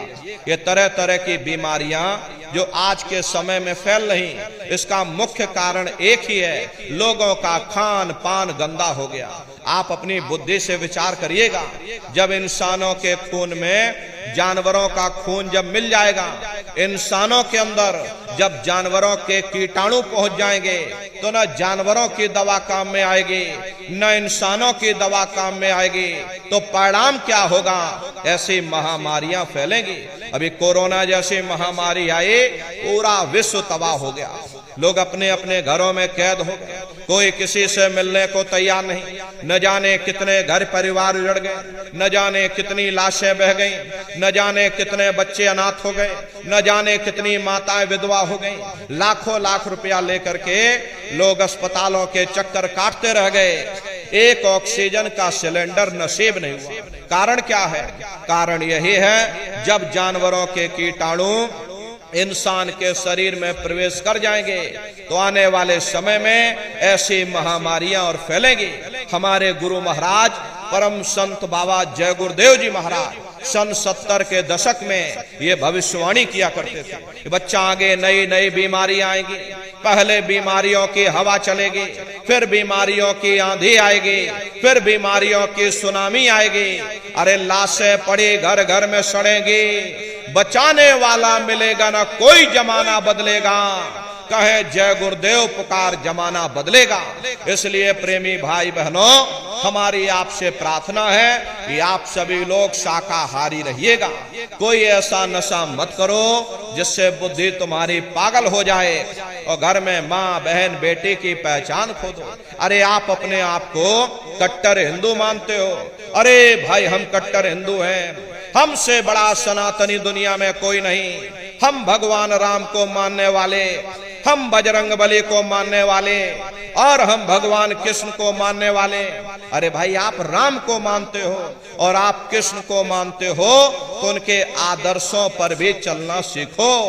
भगवान राम ने कभी नहीं कहा कि तुम मांस खाओ, या भगवान कृष्ण ने कभी नहीं कहा कि तुम शराब पियो। जितने देवी देवता अवतार हुए सभी यही कह करके गए, अहिंसा परमो धर्म। अगर हमने किसी को बनाया नहीं तो मिटाने का अधिकार हमारे पास नहीं। अरे आप इंसान हो, इंसान का काम है दया करने का, दया धर्म का मूल है। इसलिए आप जीवों पर रहम करो, रूहों पर रहम करो। सभी लोग शाकाहारी रहना और शाकाहार का प्रचार अपने अपने क्षेत्रों में बराबर आप लोग करते रहिएगा। अरे सतयुग कैसे आएगा? राम राज कैसे आएगा? राम राज कोई भाषण देने से नहीं आएगा, राम राज कोई नारा लगा देने से नहीं आएगा। राम राज कोई भगवा फेरा देने से नहीं आएगा, राम राज कोई हिंदू मुसलमान करने से नहीं आएगा। अरे भाई राम राज जब आएगा जब लोगों के अंदर अच्छे विचार आएंगे, वरना राम के समय में भी रावण जैसे असुर होते थे, कृष्ण के समय में भी कंस जैसे असुर होते थे। अरे तब भी लड़ाइयां होती थी, तब भी युद्ध हुआ करते थे। राम राज का मतलब है अच्छे विचारों का आना, और अच्छे विचार जब आएंगे जब हर इंसान मानव धर्म का पालन करेगा। अरे मानव धर्म क्या कहता है? सत्य, दया, हिंसा, प्रेम और करुणा, यही मानव धर्म का आधार है।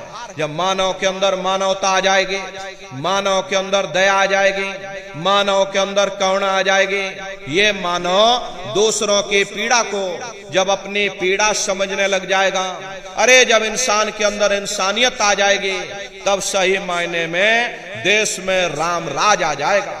इसीलिए महात्माओं ने कहा है राम राज को लाना है तो पहले मानव धर्म अपनाना है। मानव को पहले मानव धर्म अपनाना पड़ेगा, मानव को मानवीय गुण अपनाने पड़ेंगे। इसीलिए हमारे गुरु महाराज कह करके गए, बच्चा गांव गांव जा करके तुम हमारे संदेशों को जन जन के बीच में पहुंचा दो। गांव गांव के लोग शाकाहारी हो जाएं, गांव गांव के लोग सदाचारी हो जाएं, गांव गांव के लोग चरित्रवान हो जाएं, आंखों में माँ बहन बेटी की पहचान कायम हो जाए। तो जब हमारा ये गांव बदल जाएगा तो पूरा समाज बदल जाएगा, निश्चय ही कलयुग में सतयुग आ जाएगा। इसलिए प्रेमी भाई बहनों, धर्म के प्रचार में आप सभी लोग अपना अपना योगदान दीजिएगा। देखिए हमारे गुरु महाराज को, हमारे गुरु महाराज परम संत बाबा जय गुरुदेव जी महाराज ने एक अच्छे समाज के निर्माण के लिए, चरित्रोत्थान के लिए, लोगों को शाकाहारी और सदाचारी बनाने के लिए 116 वर्ष की आयु तक अथक मेहनत और परिश्रम किया। हमारे गुरु महाराज ने अपने गुरु की याद में मथुरा दरबार में इतना विशाल मंदिर बनवाया। गुरु महाराज हमारे कहते थे कि बच्चा मंदिर का वो देवता वहां पर बैठ करके बरकत बांट रहा। अरे आप लोग आइए, वहां कोई रुपया पैसा नहीं चढ़ाया जाता, कोई चंदा चुटकी नहीं। अरे आप लोग आए, मंदिर के देवता के सामने अपनी एक बुराई को चढ़ा दीजिए। वहां पर बुराई चढ़ाई जाती है कि हम आज से मांस मछली नहीं खाएंगे, हम आज से अंडा शराब का सेवन नहीं करेंगे, हम आज से झूठ नहीं बोलेंगे, हम आज से किसी को धोखा नहीं देंगे।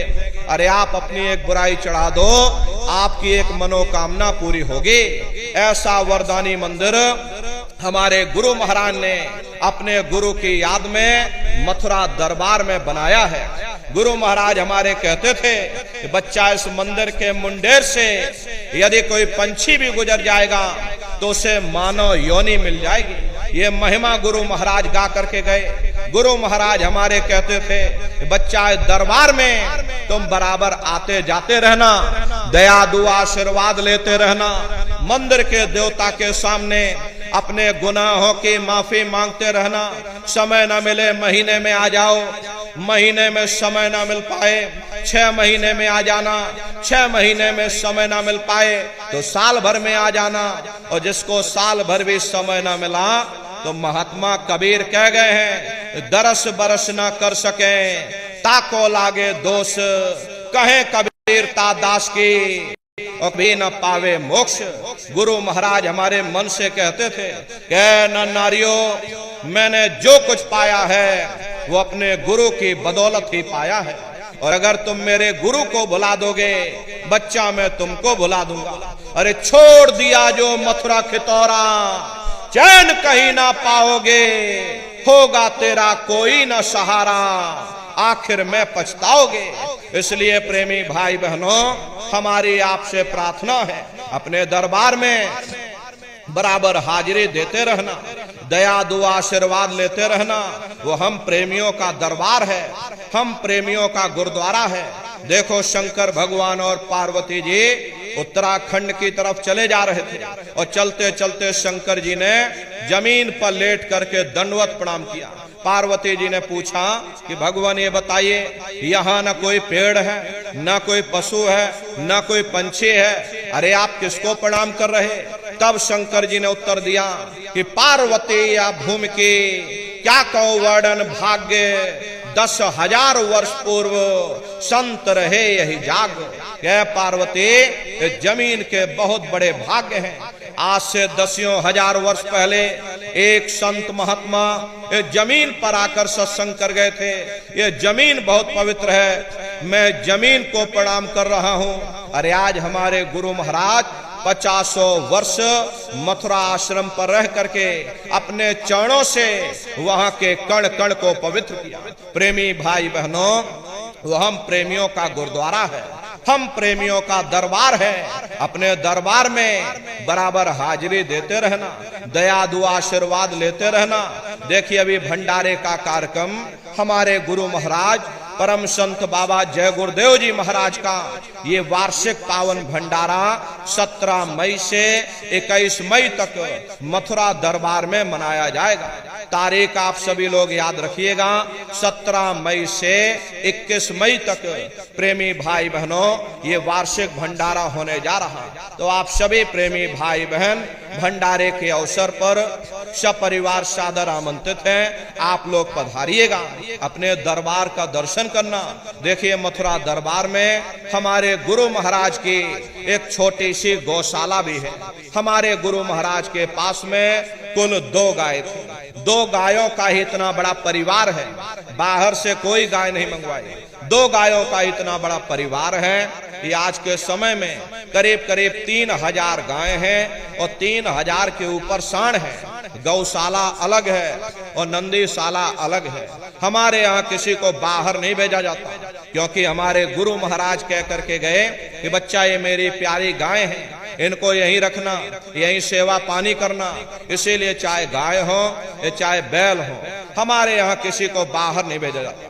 गायों के लिए अलग से गौशाला है और सांडों के लिए अलग से नंदीशाला बनी है। उसी के बगल में अपना एक बहुत बड़ा कॉलेज है, जिसमें 2,500 से 3,000 बच्चे निःशुल्क विद्या अध्ययन करते हैं। कॉपी किताब पढ़ाई लिखाई भोजन पानी बिल्कुल निःशुल्क है। उसी के बगल में अपना एक बहुत बड़ा अस्पताल है। प्रेमी भाई बहनों, वो गुरु महाराज की कर्म भूमि है और हमारे गुरु महाराज की जन्म भूमि, जहां पर हमारे गुरु महाराज का जन्म हुआ। अरे आपके पड़ोस में ही जिला इटावा ग्राम खितौरा पड़ता है। जैसा भव्य मंदिर मथुरा दरबार में बना हुआ, उसी तरह से भव्य मंदिर गुरु महाराज की जन्म भूमि पर बन करके तैयार हो चुका। ये जो आप पोस्टर देख रहे हो, ये गुरु महाराज की जन्म भूमि का मंदिर है और इधर ये पोस्टर लगा है, ये मथुरा दरबार का मंदिर है। तो समय निकाल करके दरबार में आप लोग पधारिएगा, अपने अपने बच्चों को भी साथ में ले करके आइएगा। हम लोग ये सोचने लगते हैं अरे बच्चों को क्या करेंगे ले जाकर, ये बच्चे छोटे हैं, इनको घर में रहने दो, इनको पढ़ाई लिखाई करने दो। अरे पढ़ाई लिखाई जरूरी है, हम आपकी ये बात मानते हैं। ये आज के समय में शिक्षा बहुत जरूरी है। अरे हमको भी गुरु महाराज ने पढ़ाया लिखाया। प्रारंभिक शिक्षा हमारे गुरु महाराज की जन्मभूमि पर हुई, क्योंकि जो गुरु महाराज की जन्मभूमि है खितौरा धाम, वही हमारी भी जन्मभूमि है। प्रारंभिक शिक्षा वहीं पर हुई। उसके बाद 5 वर्ष की उम्र में गुरु महाराज अपने साथ मथुरा ले आए। आगे की तैयारी गुरु महाराज ने मथुरा में कराई। तो कहने का मतलब यह है कि हमारे गुरु महाराज ने हमको भी पढ़ाया लिखाया। लेकिन प्रेमी भाई बहनों, पढ़ाई लिखाई के साथ साथ अच्छे संस्कार भी जरूरी है। और संस्कार कोई MA BA की डिग्री कर लेने से नहीं पड़ जाते। अगर MA BA की डिग्री कर लेने से ही इन बच्चों के अंदर संस्कार पड़ गए होते तो हिंदुस्तान में इतने वृद्धा आश्रम न खोले जाते। अरे संस्कार पढ़ेंगे महात्माओं के वचनों से, संस्कार पढ़ेंगे सत्संग के माध्यम से। ये बच्चे देश के भविष्य हैं। इन बच्चों के अंदर अच्छी शिक्षा के साथ साथ अच्छे संस्कार डालना ये समय की बहुत बड़ी मांग है। अरे आज के समय में बच्चों के अंदर संस्कारों की कमी देखी जा रही, वरना पहले के समय में अकेले माँ बाप अपने 4-4 बच्चों को पाल लेते थे। लेकिन आज के समय में वही 4-4 बच्चे, वही MA BA और डिग्री और डिप्लोमा किए हुए बच्चे अपने माँ बाप को रोटी नहीं खिला पा रहे। शादी हो जाती है, घर परिवार बांट करके रख दिया, जमीन जायदाद बांट करके रख दी, चूल्हा चौका बांट करके रख दिया, यहाँ तक के बेचारे बूढ़े माँ बाप को भी बांट करके रख दिया। 10 दिन तुम हमारे घर छोड़ दो और 10 दिन बाद ले जाओ अपने घर रोटी खाओ। ये सब क्या है? ये संस्कारों की कमी है।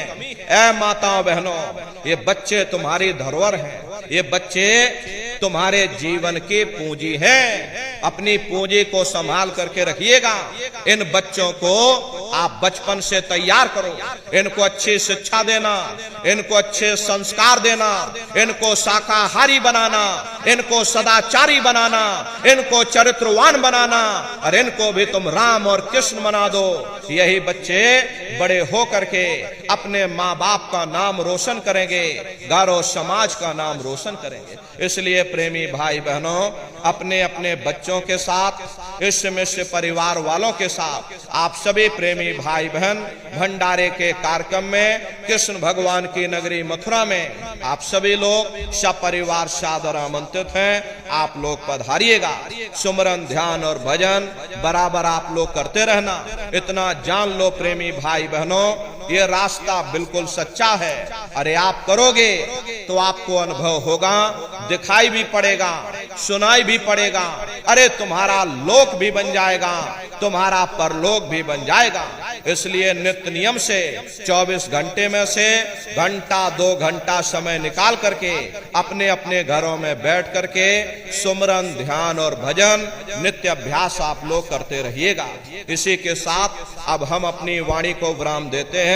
आप लोगों ने अपना कीमती समय हमको दिया, इसके लिए आप सभी प्रेमी भाई बहनों को बहुत बहुत साधुवाद है।